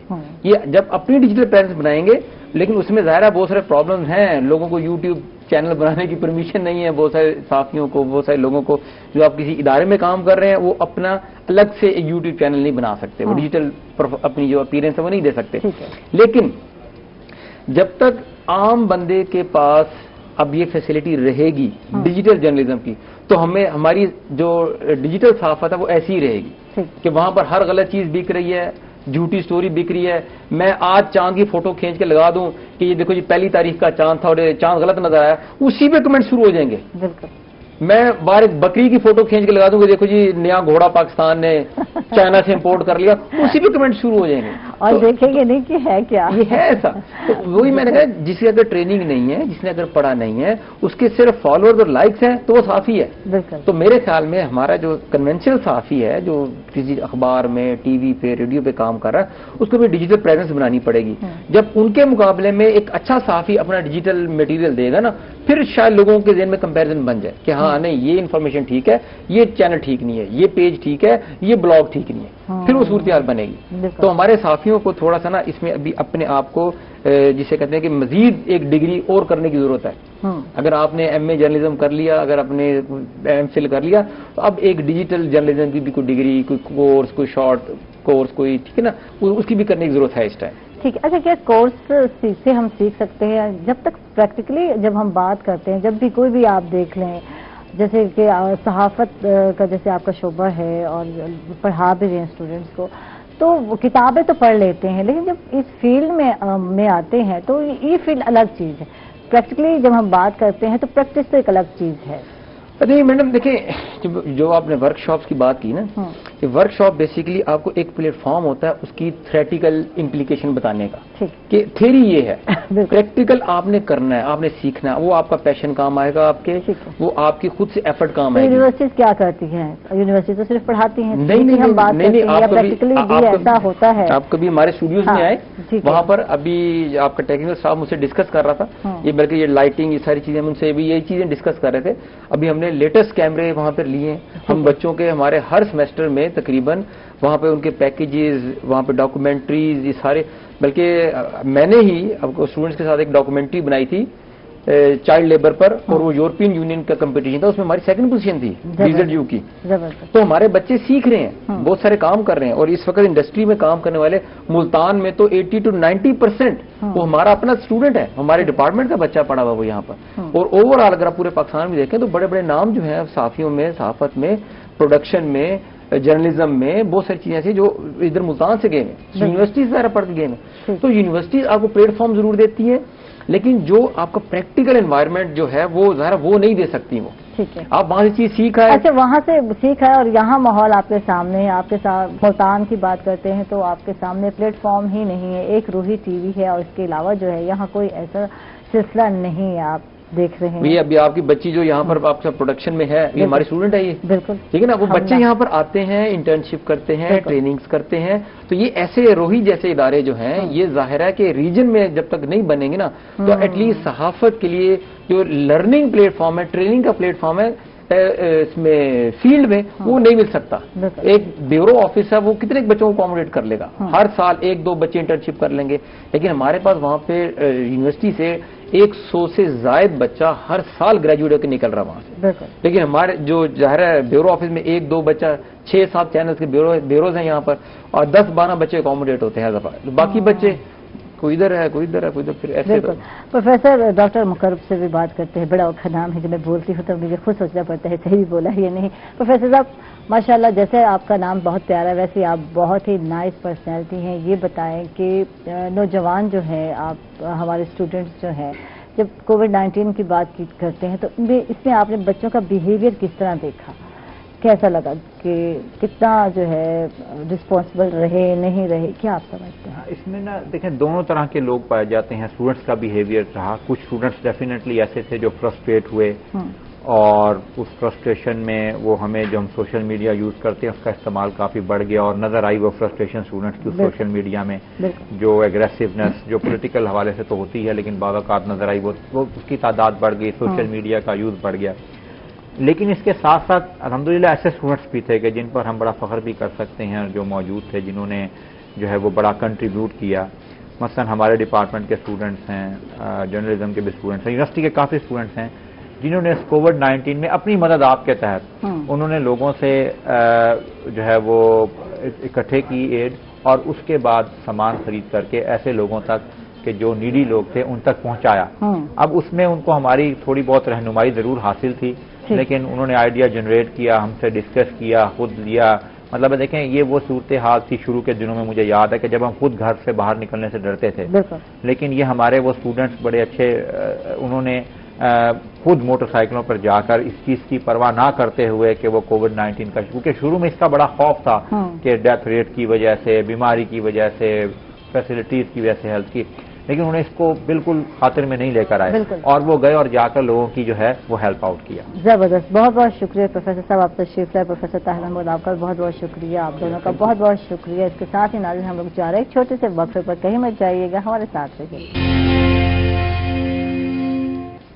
ویلکم بیک ناظرین، خوش آمدید کہیں گے آپ کو ایک مطلب پھر، اور ہمارے ساتھ گیسٹ آ چکے ہیں جنہوں نے ہمیں ابھی جوائن کیا ہے۔ ہمارے ساتھ ہیں assistant commissioner headquarter Multan Ahmad Raza سمرود صاحب ہیں، ان کو ویلکم کہیں گے، خوش آمدید کہیں گے۔ تھینک یو، آپ نے ٹائم نکالا، وقت نکالا، آپ کا بہت بہت شکریہ۔ تھینک یو ویری مچ میم، آپ کا شکریہ کہ آپ نے مجھے ادھر۔ Thank you. اور ہمارے ساتھ ہیں جناب پبلک ہیلتھ اسپیشلسٹ ہیں ڈاکٹر سید وسیم الحسن رمزی صاحب ہیں، آپ کا بہت بہت شکریہ، آپ نے وقت نکالا اور ہمارے جناب بالکل مہمان بنے آج پروگرام کے۔ تھینک یو جناب۔ اور ہمارے ساتھ ہیں پروفیسر شاکر ملک صاحب، آپ کا بھی بہت بہت شکریہ پروفیسر صاحب، آپ تشریف لائے۔ اور یقیناً آج ہم گفتگو کرنے والے ہیں رواداری کے حوالے سے، کیونکہ کووڈ-19 کی جو وبا ہے اس کی وجہ سے جو ہے بہت سارے اختلافات نظر آئے، بہت ساری باتیں نظر آئیں، تو ان چیزوں کی حوالے سے بات کریں گے، اپنے معاشرتی رویے کے حوالے سے بات کریں گے، کمیونٹی جو وے ہے اس پہ بات کریں گے۔ احمد رضا سنگھ صاحب، آپ سے ہی بات کرتے ہیں اور آپ سے ہی جانتے ہیں، حکومت نے آپ کے سامنے لاک ڈاؤن لگا دیا اور کل جو ہے اناؤنس کیا گیا، جو کہ اچانک ایک دھماکہ تھا تاجر برادری کے لیے، آپ جانتے ہیں۔ تو بہت سارے تاجر برادری یہ بھی کہہ رہے تھے کہ 2 دن پہلے بتا دیا جاتا تو زیادہ بہتر تھا۔ تو اس اقدام سے کتنا فائدہ پہنچنے والا ہے، کیا کہیں گے آپ؟ دیکھیے، ہماری گورنمنٹ آف پاکستان نے اور گورنمنٹ آف پنجاب نے جو آلریڈی پرائم منسٹر نے اسمارٹ لاک ڈاؤن والی پالیسی اپنائی تھی، اس کے ریزلٹس جو ہیں وہ بہت ہی پازیٹیو نکلے ہیں، اور آپ دیکھ سکتے ہیں کہ ہمارے خطے میں انڈیا ہمارے ساتھ ہے۔ اب ان کا جو وہ اوپر جا رہے ہیں، اور ہمارا الحمدللہ اللہ کا شکر ہے، اور ہماری گورنمنٹ کی پالیسی اس کی وجہ سے ہمارا وہ جو ہے نا وہ کووڈ پازیٹیو پیشنٹس جو ہیں وہ نیچے آ رہے ہیں، اور الحمدللہ بہت ہی نامینل فگر جو ہے رہ گئی ہے۔ عید کے میں سمجھتا ہوں کہ یہ گورنمنٹ کا بڑا زبردست ڈیسیژن اس حوالے سے ہے، کیونکہ عید کے دنوں میں لاسٹ جو عید تھی اس میں جیسے ہی لاک ڈاؤن میں نرمی کی گئی تو آپ نے دیکھا ہمارے بازاروں میں کیا رش بن گیا۔ ہمارے بازاروں میں پیر رکھنے کی جگہ نہیں تھی، اور میں پرسنلی میں نے 1-2 بازار ادھر آپ کے ملتان کے گلگشت ہے اور ٹینٹ بھی وزٹ کیا ان دنوں۔ آپ یقین کریں کہ خواتین ان کے پاس بچے بھی تھے، اور میرا خیال ہے کوئی 60% جو لوگ تھے وہ وداؤٹ ماسک تھے۔ تو آپ سمجھ سکتے ہیں کہ یہ کتنا سیریس ہو سکتا ہے، کیونکہ کورونا تو ایسی چیز ہے اس نے تو بخشنا نہیں کسی کو بھی۔ تو یہ گورنمنٹ کا میں سمجھتا ہوں بڑا ویلڈ ڈیسیژن ہے، کیونکہ یہ 4-5 دن پھر ہمارے جو ہے وہ لوگوں نے بازار کا رخ کرنا تھا۔ جب بازار میں رخ کرنا تھا تو رش ہو جانا تھا۔ ابھی کل کی میں آپ کو بات بتاتا ہوں، کل جیسے ہی گورنمنٹ نے اناؤنس کیا ہے، پبلک کو پتا چلا ہے کہ جی گورنمنٹ نے لاک ڈاؤن کر دی ہے، تو یقین کریں کہ آپ کا یہ گلگشت، آپ کا یہ کینٹ ایس پی چوک اور یہ سارے 2-3 گھنٹے کے لیے یہ جو ٹائم تھا وہ آپ کے بلاک ہو گئے تھے۔ کوئی جگہ نہیں تھی، ساری روڈ بلاک ہو گئی تھی۔ بالکل ایسے ہی تھا۔ تو یہ میں سمجھتا ہوں کہ اچھا ڈیسیژن ہے، اور وقتی طور پہ جو ہماری تاجر برادری ہے وہ یہ محسوس کر رہی ہے کہ یہ ان کے جو مفادات کے تھوڑا اینٹی ہے، لیکن ان کو یہ بھی سوچنا چاہیے کہ لوگ جو ہے کچھ گورنمنٹ ہماری اب لوگ جو کہہ رہے تھے کہ مکمل لاک ڈاؤن کریں، گورنمنٹ نے تاجر برادری کا خیال رکھتے ہوئے مکمل لاک ڈاؤن پہ نہیں گئے ہیں، جو سمارٹ لاک ڈاؤن پہ گئے ہیں تاکہ تاجر برادری کا بھی خیال رکھا جائے، اور رکھا گیا ہے۔ آپ سب دیکھ لیں پچھلے 3-4 ماہ میں تمام جو کاروبار ہیں وہ ایک طریقہ کار کے مطابق چل رہے ہیں۔ تو میں سمجھتا ہوں کہ اس موقع پہ جو گورنمنٹ نے ڈیسیژن لیا بہت اچھا ڈیسیژن ہے، اور تاجر برادری کو بھی سپورٹ کرنا چاہیے، یہ دیکھتے ہوئے کہ ان کے ساتھ گورنمنٹ نے بہت اچھا پہلے بھی برتاؤ رکھا ہے اور ان کے کاروبار کو بند ہونے سے بچایا ہے۔ کاروبار اور ان سے منسلک جن لوگوں کا روزگار ہے وہ بھی گورنمنٹ نے خیال رکھتے ہوئے اس جاری و ساری رہا ہے۔ تو میں سمجھتا ہوں یہ اچھا ڈیسیژن۔ کووڈ-19 میں جب ہم بات کرتے ہیں موجودہ صورتحال کی، جیسے آپ بھی بات کر رہے ہیں، تو لوگوں کا رویہ کیا رہا اور رویے کیا ہیں؟ آپ کو کیا لگتا ہے لوگ کس طرح جو ہے پریٹینڈ کرتے ہیں؟ آپ اس حوالے سے کیا کہیں گے؟ رویہ دیکھیں، کووڈ-19 جب آیا ہے تو یہ پوری دنیا کے لیے ایک نئی چیز تھی۔ میں اپنا ذاتی ایکسپیرینس آپ کو بتاتا ہوں، کیونکہ ہم تو ظاہر جو ایڈمنسٹریشن ہے ہمارا تو کام یہ تھا، جس دن سے یہ آیا ہے ہم اسی محاذ پہ کھڑے ہیں، سارے گورنمنٹ کے تمام ادارے۔ تو میں ذاتی ایکسپیرینس آپ کو بتاتا ہوں کہ جب شروع میں یہ کووڈ-19 آیا، ہمارے پاس زائرین آئے ہیں ایران سے، ادھر کوارنٹائن بھی آپ کو پتہ ہے ملتان میں پاکستان کا سب سے بڑا کوارنٹائن اسٹیبلش ہوا تھا، تو بڑا سٹریس تھا۔ ہم جب جاتے تھے ادھر، کیونکہ کلیئر کچھ نہیں تھا، کوئی پتہ نہیں تھا اس حوالے سے، تو ایک خوف وہ آلریڈی میڈیا کے تھرو یا انٹرنیشنل وہ چائنا سے خبریں آ رہی ہیں، باقی ممالک سے جو خبریں آ رہی تھی، تو ایک خوف کی فضا تھی۔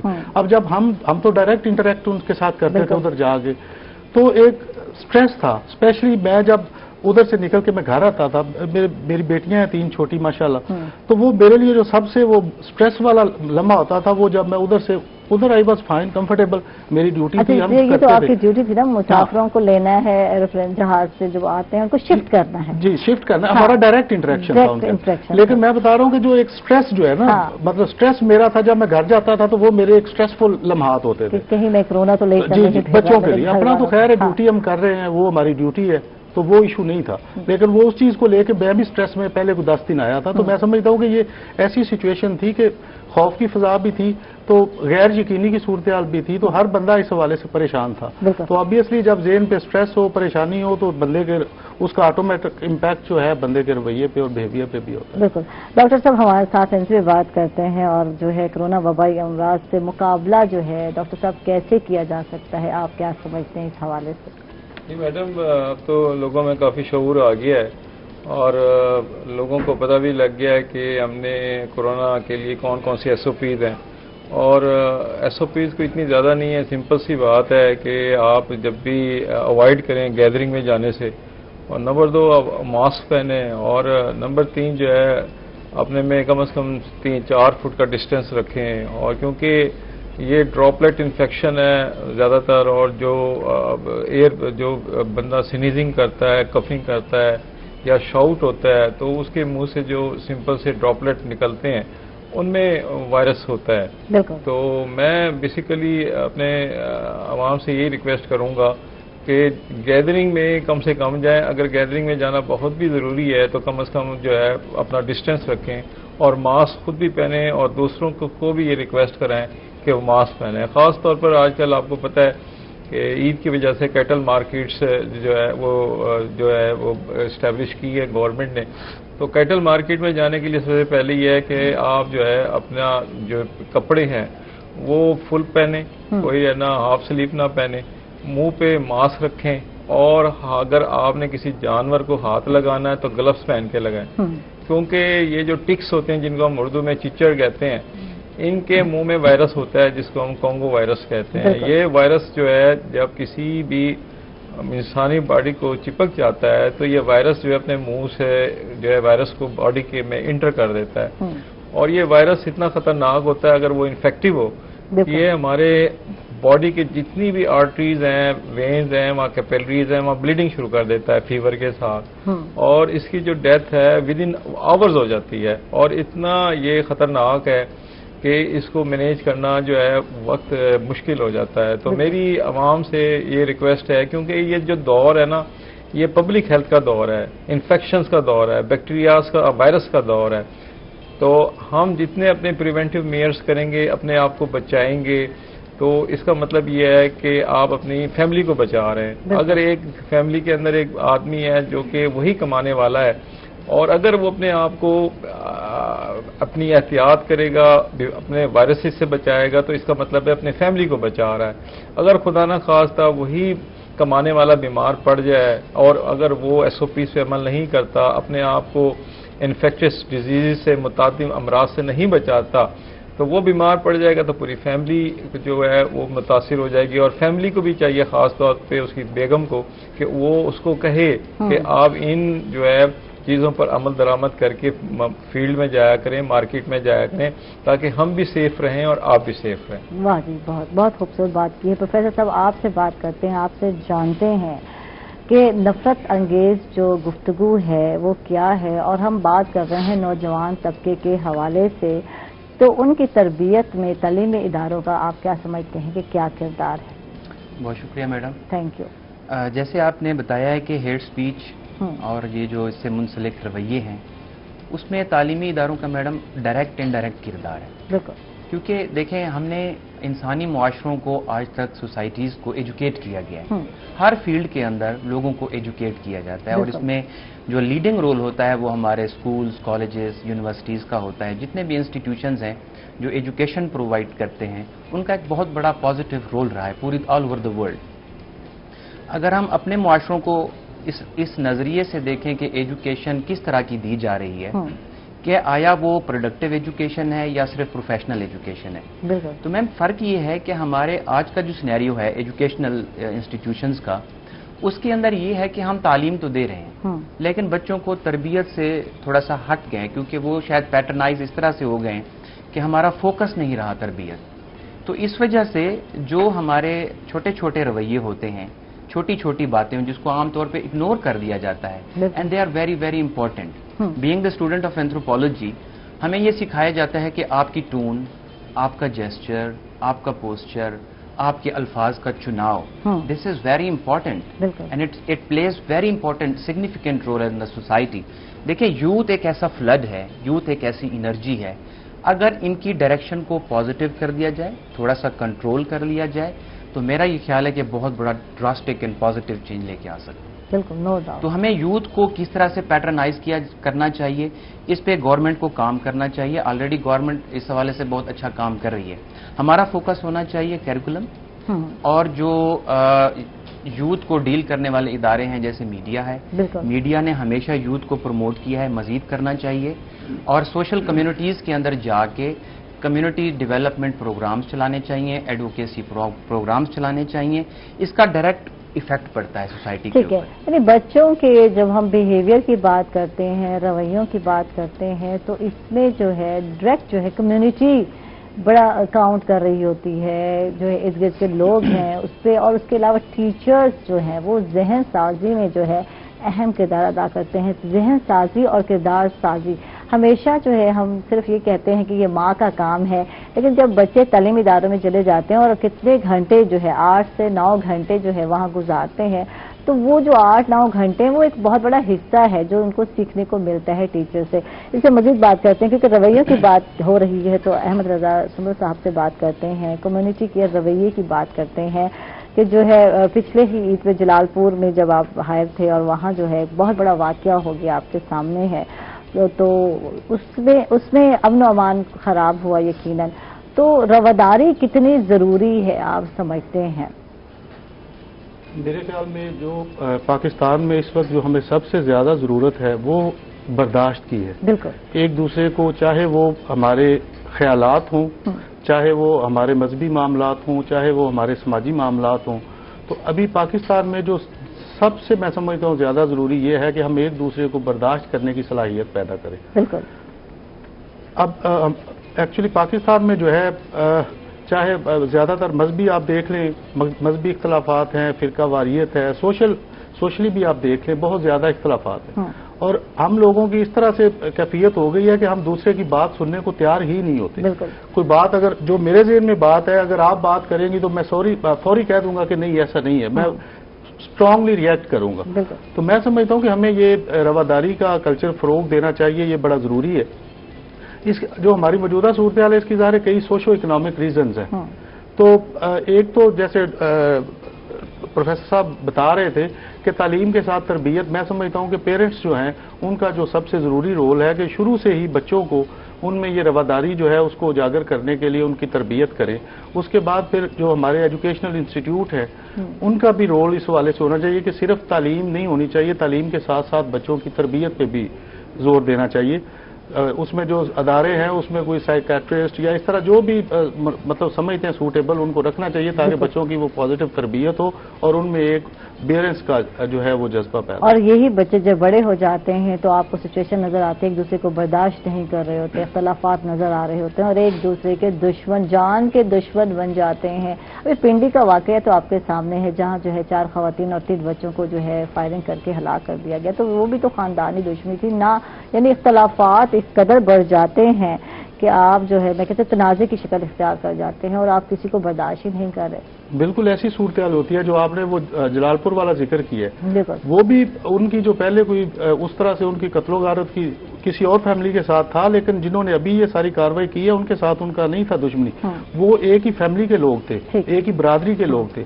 لیکن وہ جیسے ہوتا ہے آپ میں وہ شریکہ برادری جو ہمارے کلچر میں ہے، ان سے اختلافات یا ایک دوسرے کا حسد کہہ لیں، تو اس وجہ سے وہ اتنا بڑا انسیڈنٹ ہو گیا. آپ سمجھ سکتے ہیں وہ قیامت کا منظر تھا. کوئی 12-14 لوگ جو ہے انہوں نے عید کی نماز پڑھ کے آ رہے تھے تو انہوں نے فائرنگ کر کے ان میں سے میرے مور دین 10 جو ہے وہ اس دن فوت ہو گئے تھے. باقی جو 10-15 جو ہیں وہ شدید زخمی تھے. یعنی اہم ایک اس میں کیا تھا؟ عدم برداشت ہے. تو میں سمجھتا ہوں کہ یہ ہمارے لیے، جو ہماری سوسائٹی کے لیے، ہماری نوجوان نسل کے لیے، ہمارے ملک کی ترقی کے لیے ایک زہر قاتل. ٹھیک ہے. اچھا اس پہ ہم بات کریں گے احمد صاحب کہ اختلافات اور تنازعات جو ہیں یہ ہے کیا، اس کو ڈیفائن کرنا بہت ضروری ہے کہ کسی کو برداشت کرنا کس حد تک کرنا تو اختلاف میں آتا ہے، جب اختلاف بڑھ جاتا ہے تو کس حد تک پہنچ جاتا ہے. اس پہ ہم بات کرتے ہیں. ناظرین ہم لوگ چاہ رہے ہیں ایک چھوٹے سے وقفے پر کہیں میں چاہیے کہ ہمارے ساتھ رہیے گا. वेलकम बैक नाजरीन, खुश आमदीद कहेंगे आपको एक मतलब फिर। और अहमद रजा सुमर साहब जो कि असिस्टेंट कमिश्नर है, उनसे बात करते हैं। और बात हो रही थी इख्तलाफात की, और इख्तलाफ एक हद तक बढ़ जाते हैं, आपके सामने है कि लोग एक दूसरे की जानों के दुश्मन बन जाते हैं। और बात करेंगे कि वजूहात क्या है कि इस कदर जो है अदम बर्दाश्त पाया जाता है सोसाइटी में कि वो जो इख्तलाफात हैं वो तनाज़े की शक्ल इख्तियार कर लेते हैं। एक तो मैडम मैं थोड़ी सी क्लैरिफिकेशन कर दूं अपने नाम की। मेरा नाम अहमद रजा सुरा है। ठीक है। और दूसरा ये जो आप बता रही हैं तनाज़ात की, तो हम भी दफ्तर में हर रोज हमारे पास हम देखते हैं कि जो एप्लीकेंट्स आते हैं, ठीक है, उसमें 70 to 80% वो जो मसाइल लेके आते हैं वो बिल्कुल उनके छोटे छोटे मसाइल होते हैं। उनके जो है वो किसी का ये इशू हो गया, जी मेरा ये रास्ता है, रास्ते से मैं गुजर रहा हूँ, मेरे दरवाजे के आगे से क्यों गुजर रहे लोग।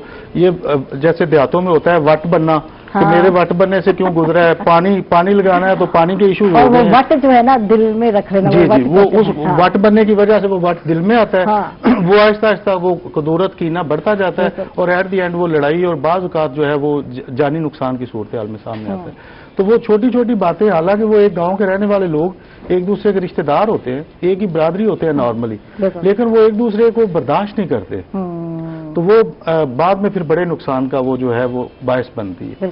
तो यही अगर हमारे दरमियान जो है वो आपस में हम बर्दाश्त का मादा पैदा कर लें, एक दूसरे के ख्यालात को, एक दूसरे के जज्बात को, जो भी ओपिनियन, हर बंदे का अपना ओपिनियन है, तो उसकी हमें कदर करनी चाहिए। जरूरी नहीं है कि आपका जो ओपिनियन है मैं उससे मुत्तफिक हूं, या जो मेरा ओपिनियन है आप उससे मुत्तफिक हूं। मैं अपना ओपिनियन इंडिपेंडेंट रखने में आजाद हूं, आप अपना ओपिनियन रखने में आजाद हैं, बट मुझे आपके ओपिनियन का एहतराम करना चाहिए, आपको मेरे ओपिनियन का एहतराम करना चाहिए।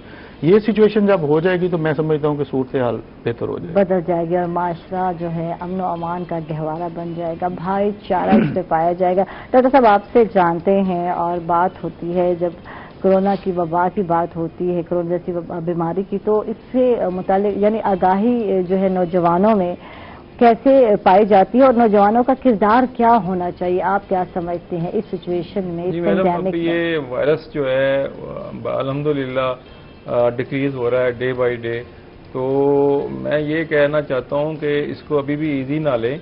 और ये हमारी ये एपिडेमोलॉजी जो है, जो कि साइंस है, जो कि डिजीज को तयन करती है कि कम्युनिटी में वो कैसे फैलती है और कितनी शिद्दत होती है, तो ये दोबारा भी रीअपियर हो सकती है।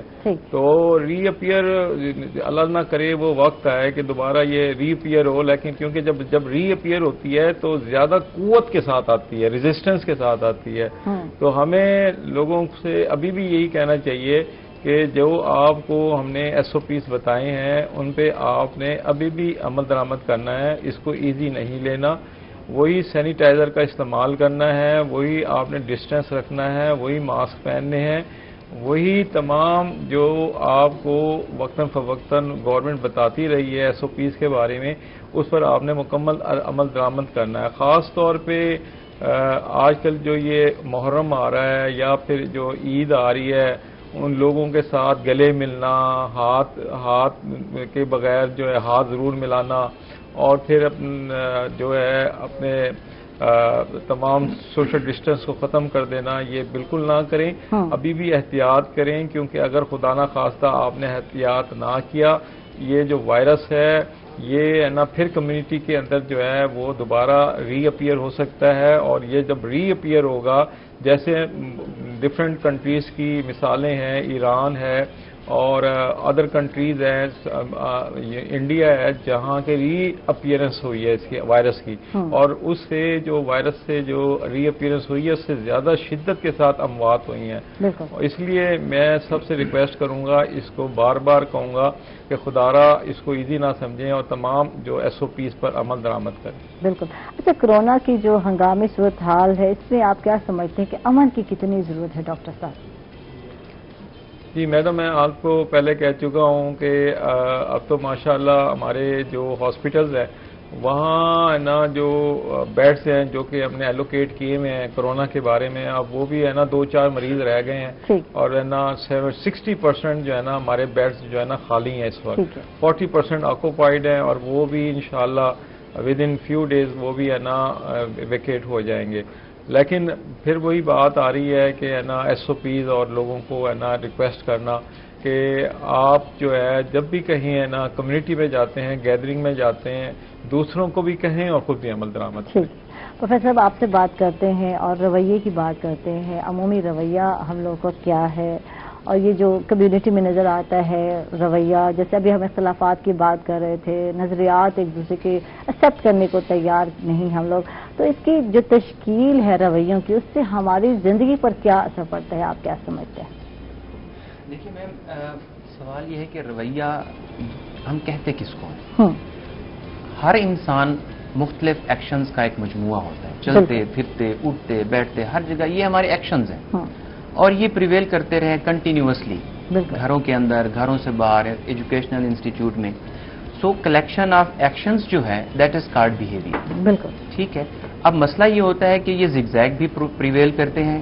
ہمارا being parents, being teachers, being کسی بھی ادارے کے ہیڈز، یہ ہماری ڈیوٹی ہے کہ ہم جس ایج کو بھی ڈیل کر رہے ہیں، گھر میں یا گھر سے باہر، اس کو ہم نے ڈائریکٹ کرنا ہے، سمجھانا ہے اور کنٹرول میں لے کے آنا ہے۔ دیکھیں آپ کہہ رہے تھے تنازع، اور یہ بھی ایک بیہیویئر ہی ہے۔ بالکل ٹھیک ہے۔ اس میں فرق یہ ہوتا ہے کہ difference of opinion is the beauty of human beings, but the issue is this کہ ہم اس کو جب امپوز کر لیتے ہیں کسی کے اوپر، وہ تنازع کی شکل بیس رکھ دیتا ہے وہاں پہ۔ تو اس کو امپوزیشن سے بچانا ہے، یہ سمجھانا ہے یوتھ کو، بچوں کو، کہ امپوز نہیں کرنا کسی بھی چیز کو، ریسپیکٹ دیں، پیشنس کے ساتھ قبول کریں، اس کو ایکسیپٹ کریں، اس کو انڈرسٹینڈ کریں۔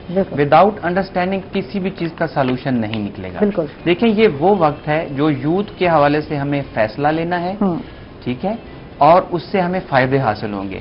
یعنی جس طرح کووڈ کی سچویشنز چل رہی ہے، یوتھ کو لے کے آئیں، یوتھ کو سمجھائیں، یوتھ ہی زیادہ باہر ہوتی ہے، یوتھ بھی موبلائز ہے۔ یوتھ کو اگر آپ نے کنٹرول کر لیا، یوتھ کے رویوں کو کنٹرول کر لیا، تو تنازعات سے بھی بچ سکتے ہیں۔ دیکھیں ہماری ایک اینتھروپولوجسٹ ہیں، ان کا نام ہے Ruth Benedict and Margaret Mead, وہ یہ کہتے ہیں کہ child rearing practices are the integral part of personality structure, کہ بچے کے جو پہلے 6 سال ہوتے ہیں they are very very important, اس کو بہترین نورشمنٹ کی ضرورت ہوتی ہے، اچھی لینگویجز کا استعمال کریں، پراپر الفاظ کا استعمال کریں، ان کی بیڈنگ کا خیال کریں، ان کی واش روم پریکٹسز کا خیال کریں، یعنی وہ وقت ہوتا ہے بچے کا جب آپ اس کی شخصیت سازی کر رہے ہوتے ہیں، and that is very important. وہاں سے بچہ نکلتا ہے، سوسائٹی میں جاتا ہے، وہاں سے اسکول میں جاتا ہے، تو یہ جو ٹرائی اینگل ہے اس کو ہم نے آبزرو کرنا ہے کہ ہمارے بچوں میں ڈے ٹو ڈے کس طرح کی چینجز آ رہی ہیں، ہمیں ان کے اوپر پراپر آبزرویشنز رکھنی چاہیے۔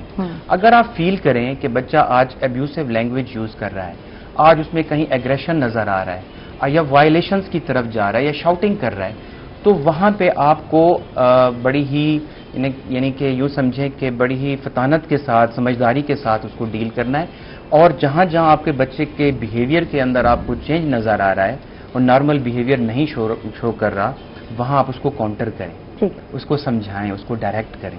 اور اسی طریقے سے اگر ہم سب لوگ اپنے اپنے بچوں کو نگہداشت کے طور پہ دیکھنا شروع کر دیں اور ان کے بیہیویئرز کو کنٹرول کرنا شروع کر دیں، میرا خیال ہے کہ اچھی یوتھ ڈیولپ ہوگی، ایک اچھا معاشرہ۔ اور اس سلسلے میں ماں کا کردار، ایک خاتون کا کردار جو ہے وہ بہت امپورٹنٹ ہے۔ اگر ہم معاشرتی امن کی بات کرتے ہیں، معاشرے میں امن چاہتے ہیں، سکون چاہتے ہیں، رواداری چاہتے ہیں، بھائی چارہ چاہتے ہیں، تو اس کا سارا جو فوکس ہے، منبع ہے، ماں ہے۔ بالکل ایسے ایک عورت جو سکھاتی ہے، کردار سازی کرتی ہے، ذہن سازی کرتی ہے، کیونکہ بچپن میں تو اسی کے ہاتھ میں ہوتا ہے نا بچہ، جسے ہم بات کر رہے تھے 6 سال تک جو اس کی پرسنالٹی ڈیولپ ہو رہی ہوتی ہے، تو جب یہ چیزیں اس پہ پائی جائیں گی تو اس عمر کے کس حصے میں، دیکھیں عمر رک نہیں رہی ہوتی، بچہ ہوا، یوتھ میں آیا، پھر ہم جیسی لوگوں کی عمر میں آیا، اور اس کے بعد جو ہے بوڑھے ہو جاتے ہیں ہم لوگ، تو یہ ایک سرکل ہے، 3-4 جو ہے دور آتا ہے ہماری زندگی کا، جس کو ہم دیکھ رہے ہوتے ہیں، اگر زندگی اللہ تعالیٰ دے دے تو۔ بات یہ ہے ماں کا کردار جو ہے، عورت کا کردار جو ہے، وہ پہلا ہے کہ میں کہتی ہوں وہ چیز ہے جو معاشرے میں امن جو ہے قائم کرنے میں اہم کردار ادا کر سکتی ہے۔ اب بات یہ ہے جو سکھایا بچوں نے وہی کیا، اور اس کے بعد جب بڑے ہو گئے، جب پریکٹیکل لائف میں آ گئے، جیسے کہ لڑائی جھگڑا نظر آتا ہے ہمیں، تو وہی خیالات ہیں، وہی نظریات ہیں جو نظر آتے ہیں۔ اب میں بات کرتی ہوں احمد رضا سرا صاحب سے، معذرت کے ساتھ، تو دوسروں کے خیالات اور نظریات کا احترام کرنا کتنا ضروری ہے، آپ کیا سمجھتے ہیں؟ جو سچویشن ہے اور جو سمجھداری کا کہتے ہیں نا تقاضا تو یہی ہے کہ دوسروں کے نظریات کا جو ہے احترام کیا جائے، دوسرے کے خیالات کو مانا جائے. آپ کیا سمجھتے ہیں اس حوالے سے؟ میں سمجھتا ہوں جی، سب سے میں نے پہلے بھی جو عرض کیا تھا کہ ہمارے پاس پاکستان میں اس وقت جو سب سے زیادہ ضروری چیز ہے وہ یہی ہے کہ دوسروں کے نظریات، چاہے وہ مذہبی ہیں، سماجی ہیں، جو بھی خیالات، ان کا ہم احترام کریں. جب ہم ایک دوسرے کا خیالات کا احترام کریں گے تو ہمارے جو تنازعات کہہ لیں یا اختلافات ہیں وہ پیدا ہی نہیں ہوں گے، کیونکہ پہلے اختلاف پیدا ہوتا ہے تو پھر آہستہ آہستہ اس میں شدت آتی جاتی ہے. تو جب ہم ایک دوسرے کو برداشت کر لیں گے، ہم یہ سمجھیں گے کہ ہر ایک آزاد شہری ہے، اس کی آزاد سوچ ہے، ہر بندہ اپنی اوپینین رکھنے میں حق بجانب ہے. تو جب یہ ہم سمجھیں گے اور اس کو برداشت کریں گے تو میں سمجھتا ہوں کہ پھر ہمارا معاشرہ بہترین معاشرہ بن جائے گا اور امن کا گہوارہ بھی بن جائے گا. بٹ جو موجودہ صورتحال ہے، میں سمجھتا ہوں کہ ابھی تو ہم سٹارٹ ہوگا. It will take a long time کہ ہم اللہ کرے کہ ہم ایسی پوزیشن میں آ جائیں کہ بالکل ایک دوسرے کا احترام سب لوگ کریں اور ایک امن کا گہوارہ ہو. اس سینیرو میں ہم بات کرتے ہیں میڈیا کی ذمہ داری کی کہ میڈیا جو ہے کیا ذمہ داری ہے، کیا رول ادا کر رہا ہے. نسبت انگیز جب ہم گفتگو کی بات کرتے ہیں، معاشرتی اختلافات کی بات کرتے ہیں، بین المذاہب اور بین المسالک جو ہے اختلاف یا ہم آنگھی کی بات کرتے ہیں، تو اس میں جو میڈیا ہے وہ کیا کردار ادا کر رہا ہے؟ آپ کیا سمجھتے ہیں؟ میرے خیال میں تو میڈیا کو بھی کوئی علیحدہ نہیں سمجھتا. میڈیا بھی ہمارا حصہ ہے. میڈیا میں جو لوگ کام کر رہے ہیں وہ ہمارے ہی بہن بھائی ہیں، ہم میں سے ہیں. تو جو ایک اوور آل ہمارا ایک مائنڈ سیٹ ہے وہ کہیں نہ کہیں جو سوسائٹی میں ہے وہ میڈیا میں بھی آپ کو نظر آ جاتا ہے، کیونکہ میڈیا نے بھی وہی چیزیں دکھانی ہیں، وہی چیزیں لے کے چلنی ہیں جو سوسائٹی میں ہے. تو لازمی بات ہے جو اوور آل ایک ہمارا سوسائٹی کا امپیکٹ ہے تو اس کا کہیں نہ کہیں اثر ادھر بھی ہوتا ہے. لیکن میڈیا میں سمجھتا ہوں کہ جو بہت پازیٹیو رول پلے کر رہا ہے. بہت ساری چیزیں ایسی ہوتی ہیں، جیسے میں ایک سرکاری ملازم کے طور پہ اگر بات کروں تو بہت ساری چیزیں ہوتی ہیں جو ہمارے پاس ہمیں ان کا پتہ نہیں چلتا، کیونکہ میڈیا کے لوگ جو ہمارے جرنلسٹ بھائی ہیں وہ فیلڈ میں ہوتے ہیں، وہ سارا چیزوں کو دیکھ رہے ہوتے ہیں، تو وہ چیزیں ہائی لائٹ کرتے ہیں. جب وہ چیز ہائی لائٹ کرتے ہیں تو اس میں پھر ہمیں اس چیزوں کو بہتر بنانے میں یا قانون کی عملداری کو بہتر طور پر کرنے کے لیے جی بالکل وہ ہمارے لیے وہ مددگار ثابت ہوتا ہے. تو میں سمجھتا ہوں کہ میڈیا کا اوور آل رول جو ہے اس میں بڑا پازیٹیو ہے. باقی جہاں تک وہ رویے کی اور وہ ساری آپ نے بات کی ہے تو وہ ہماری سوسائٹی اور ہمارا میڈیا وہ کوئی علیحدہ نہیں ہے، ہم سب ایک ہیں.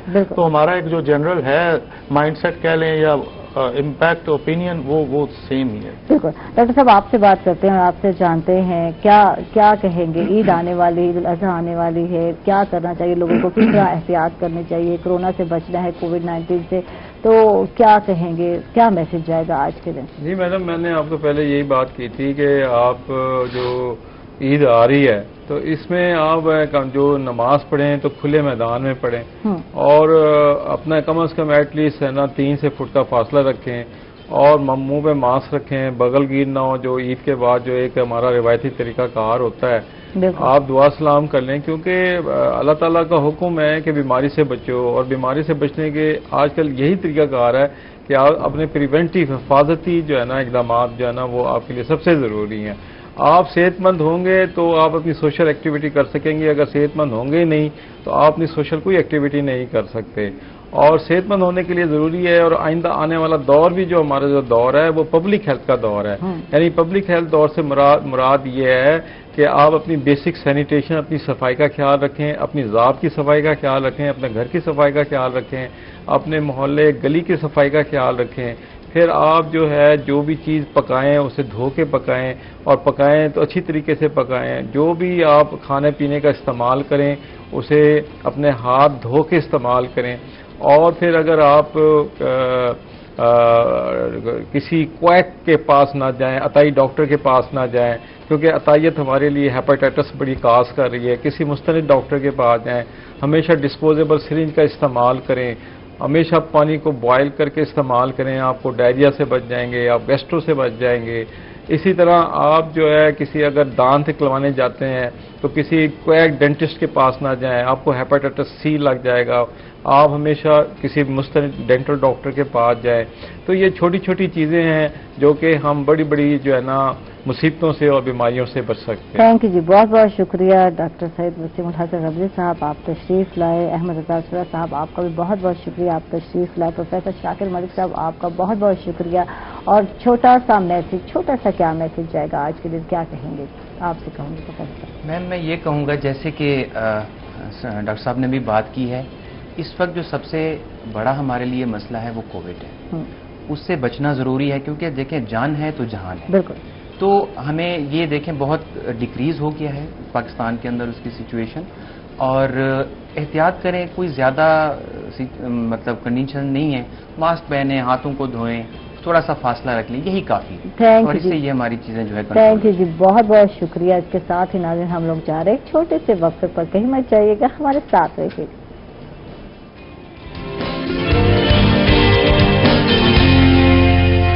ویلکم بیک ناظرین، خوش آمدید کہیں گے آپ کو ایک مرتبہ پھر، اور حبیب کوکنگ آئل اینڈ بناسپتی کے کچن میں آپ کو ویلکم کہیں گے.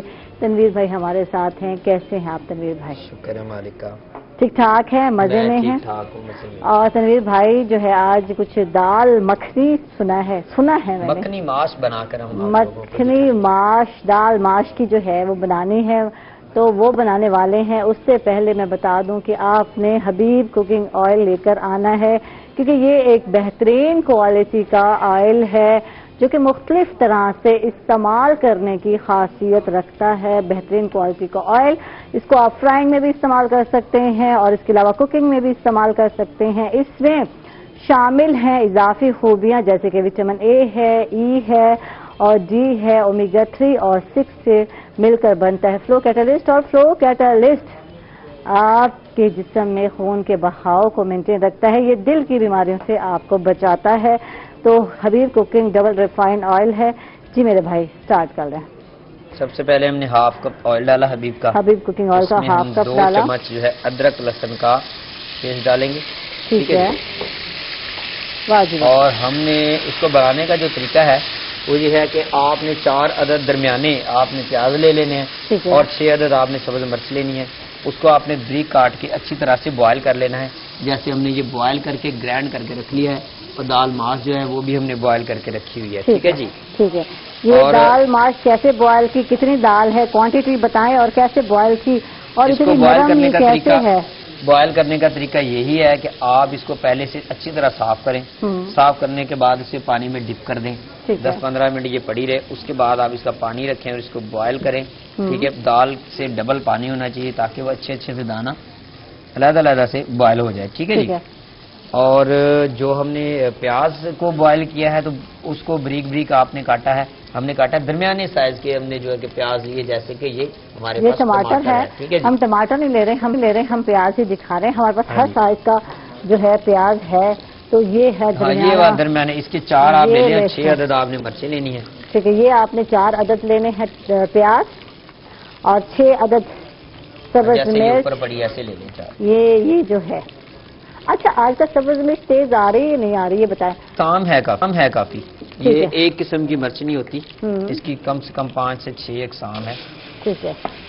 تو اس کا پیسٹ بنایا ہے بوائل کرنے کے بعد، اور لہسن پیاز کو ڈالا، لہسن کو ڈالا پہلے اس کو براؤن کیا. ٹھیک ہے. اس کے بعد جو ہم نے پیسٹ بنا کے رکھا ہوا تھا وہ اس کے اندر ایڈ کر کے ہم اچھی طرح سے بھونیں گے. اور مکھنی میں آپ جو ہے کہ چکن کی کوئی آئٹم بنائیں یا جو بنائیں، سب سے پہلے میں آپ کو ایک بیسٹ طریقہ یہ بتاتا ہوں کہ آپ کا جو پیاز ہے وہ اچھی طرح سے بوائل ہوا ہونا چاہیے. اس میں جو ہے کہ کچے پن کا ٹیسٹ نہیں ہونا چاہیے. اگر وہ کچا رہ گیا تو اس میں ٹیسٹ مکھنی کا صحیح طرح سے نہیں بنے گا. اور یقین مانے میرے منہ سے تو ابھی سے پانی آ رہا ہے، کیونکہ یہ بڑی مزیدار آئٹم بنتی ہے اور بڑی مزے کی بنتی ہے. اور جب تک آپ پیاز کو اچھی طرح سے بوائل نہیں کریں گے اس وقت تک جو ہے وہ نہیں آئے گا، ٹیسٹ نہیں آئے گا. اور اب ہم اس میں مسالے ڈالیں گے. ٹھیک ہے بتائیں. ٹھیک ہے جی. اس میں ہم 1 چمچ جو ہے وہ ڈالیں گے نمک کا. ٹھیک ہے جی. تو اس میں ہم نے 6 عدد جو ہے کہ مرچیں ڈالی ہوئی تھی، اس لیے ہم مرچ کا استعمال کم کریں گے. ٹھیک ہے. اس میں ہم جو ہے کہ تھوڑی مرچ ڈالیں گے کیونکہ پہلے بھی ہم نے مرچیں اس میں ڈالی ہوئی ہیں. تھوڑا سا وائٹ پیپر. ٹھیک ہے. تاکہ زیادہ مرچیں نہیں ڈالیں. ٹھیک ہے. 1/2 چمچ آپ ڈال دیں اس کا کرش چلی کا، اور تھوڑا سا وائٹ پیپر ڈال دیں. ٹھیک ہے. تاکہ کیونکہ پہلے اس میں 6 عدد ہم نے مرچیں ڈالی ہوئی ہیں تاکہ اس کا مسئلہ جو ہے وہ زیادہ اسپائسی ہوگی تو مسئلہ خراب ہو جائے. اچھا آئل نکلے گا بھی، آئل نہیں نکل رہا یا اور ڈالنے کی ضرورت ہے، آپ کیا سمجھتے ہیں؟ یہ اینڈ پہ اس کا آئل زبردست طریقے سے نکلے گا، ٹھیک ہے، کیونکہ ہم نے جو کریم ہے وہ بھی ڈالنی ہے، اور تینوں چیزوں کو جب ہم اچھی طرح سے بھونیں گے اینڈ پہ اس کا آئل جو ہے کہ وہ نکلے گا. ٹھیک ہے جی. اچھا میرے ساتھ یہی ہوتا ہے، اکثر میں پکا رہی ہوتی ہوں اور آئل نہیں نکل رہا ہوتا، جیسے یہ سچویشن ہے تو میں اور آئل ڈالے جاتی ہوں تو پھر اس میں ویسے بھی نظر وہ کم آئے گا، کیونکہ یہ سارا سسٹم جو ہے اس طرح کا ہے کہ اس میں ہلدی نہیں ہے، کلر نہیں ہے، تو وائٹ جو چیز ہوتی ہے اس میں نظر آتا ہے، جیسے یہ ابھی علیحدہ سے نظر آ رہا ہے تھوڑا تھوڑا. ٹھیک ہے، ویسے بہت زیادہ ہم اس کی بھنائی اب نہیں کریں گے کیونکہ یہ بہت زیادہ پہلے پکا ہوا ہے. ٹھیک ہے، اب اس میں ہم دال جو ہے وہ اس میں ڈال دیں گے، ایڈ کر دیں گے، ڈال دیں گے. ٹھیک ہے جی. ٹھیک ہے. یہ ماش کی دال جو پہلے بوائل کی تھی، بوائل کر رکھی تھی اور اس کو بغیر کوک کر کے بوائل کی ہے، اور زیادہ سے زیادہ جو ہے آدھا گھنٹہ لگا ہوگا میرا خیال ہے. 15 منٹ میں 10 سے 15 منٹ میں یہ بوائل ہو جاتی ہے. آدھے گھنٹے والا چکر اس میں کوئی نہیں ہے، کیونکہ جو ہے کہ آپ کوئی بھی چیز بوائل کرتے ہیں اسے دھو کے پانی میں ڈپ کر دیں. ٹھیک ہے، اور بعد میں اس کو آپ پانی میں ڈالیں تو وہ جلدی سے جلدی جو ہے کہ وہ ہو جاتی ہے.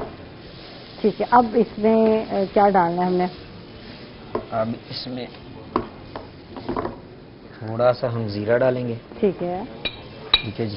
زیرہ ڈالیں گے، سفید زیرہ، اور اس میں تھوڑا سا ادرک ڈال دیں گے، اور چند ایک چاپ کیا ہوا ادرک، جو کٹی ہوئی گول گول کٹی ہوئی جو سبز مرچ ہے ٹھیک ہے، وہ بھی ہم نے ڈال دیا. ٹھیک ہے، ٹھیک ہے. باقی یہ ہم گارنش میں ڈال دیں گے. ٹھیک ہے جی. ٹھیک ہے. واہ جی واہ، زبردست دال مکھنی تیار ہو گئی ہے، اور بس تھوڑا سا ٹائم رہ گیا ہے اور دکھانا بھی ہم نے ناظرین کو. تو کیوں نہیں، یہ ہماری جو ہے کیونکہ پہلے سے ساری چیزیں تیار ہیں. اس میں اب ہم ڈال رہے ہیں کریم. آج کل کریموں کو پتہ نہیں کیا ہو گیا ہے، مہنگی ہو گئی ہے. پہلے تو بڑی وائٹ آتی تھی، اب ان کے کلروں کو پتہ نہیں کیا ہوتا جا رہا ہے. شاید یہ بھی کورونا وائرس سے ڈر گئی ہیں. تو فرق آ گیا. کلر ان کا بہت پیارا ہونا چاہیے، جیسے پہلے کریموں میں ہوتا تھا، اب تو یہ دیکھیں کلر ہی پنک ہو گیا، عجیب سا کلر ہے اس کا، لائٹ سا پنک ہو گیا. ٹھیک ہے جی، کریم ڈال دی اور بس تیار ہو گئی. اب اس کو تھوڑا سا تو پکا لینے دیں. اچھا میرا دل چاہ رہا ہے بناسپتی اگر تھوڑا سا ڈال دیا جائے، کہ جیسے میں گھر میں تڑکا ڈالتی ہوں تو حبیب کا اگر بناسپتی ڈال دیا جائے تو کیا مزہ آ جائے گا. ہاں جی، ہے نا، مزہ تو آئے گا جب اس کو ہم کھائیں گے. ٹھیک ہے. تو کچا ہوتا ہے گھی ڈالا، لوگ کبھی بھی نہیں ڈالتے ہیں، اس کی جو چاس ہوتی ہے کچے کی آتی ہے. چلو ٹھیک ہے، تیار ہو گیا تو ڈال دیں. اس میں ڈالنا ہے مجھے بتائیں، برتن میں آپ کو کون سا اٹھا کے دوں؟ اس کے ساتھ کا. ٹھیک ہے، اگر نہیں تو وہی اٹھا لیں، یہی اٹھا لیں، ڈش والی اٹھا لیں. ٹھیک ہے، ڈش اٹھا کے دوں میں آپ کو، یا ہم چھوٹی پلیٹ میں بھی کر کے دے سکتے ہیں. یہ ہمارے پاس پلیٹ پڑی. نہیں کوئی ایسا مسئلہ نہیں ہے، بیٹر ہے. یہ لے. اچھا، جس کا ٹیسٹ بہت ہی پیارا اور زبردست بنا ہے. مس آپ نے تو چیک نہیں کیا. میں چیک کروں گی، گرم نہیں. میرا چمچ تو میرے پاس. یہ زبردست ہے جی. کہاں پاکٹ بنا لیا آج آپ نے؟ ہمارا ہوتا ہی ادھر ہے، پین بھی ادھر ہی ہوتا ہے. اچھا. ہاں جی، چمچ میں ہمارا ادھر ہی ہوتا ہے. یہ دیکھ لیں کہاں چمچ رکھا ہوا ہے. تو یہ ہمارے جو بڑے شیف ہوتے ہیں چیک کرتے ہیں، وہ بھی ادھر ہی رکھتے ہیں. ہمیں بھی آرڈر ہوتا ہے کہ آپ یہاں چمچ رکھیں. چمچ ساتھ لائیے. ہاں جی، اور اپنا چمچ رکھیں. جب ہمارا جو ہے کہ بفا لگنے والا ہوتا ہے تو ہر بندہ چیزیں چیک کرواتا ہے. جو چیک ہوتی ہیں اس کے بعد دال ماش تیار ہو چکی ہے اور چیزیں جو ہے گارنش کی ڈال دیں، اور اس کے ساتھ ہی اپنا خیال رکھیں. اور کبھی جو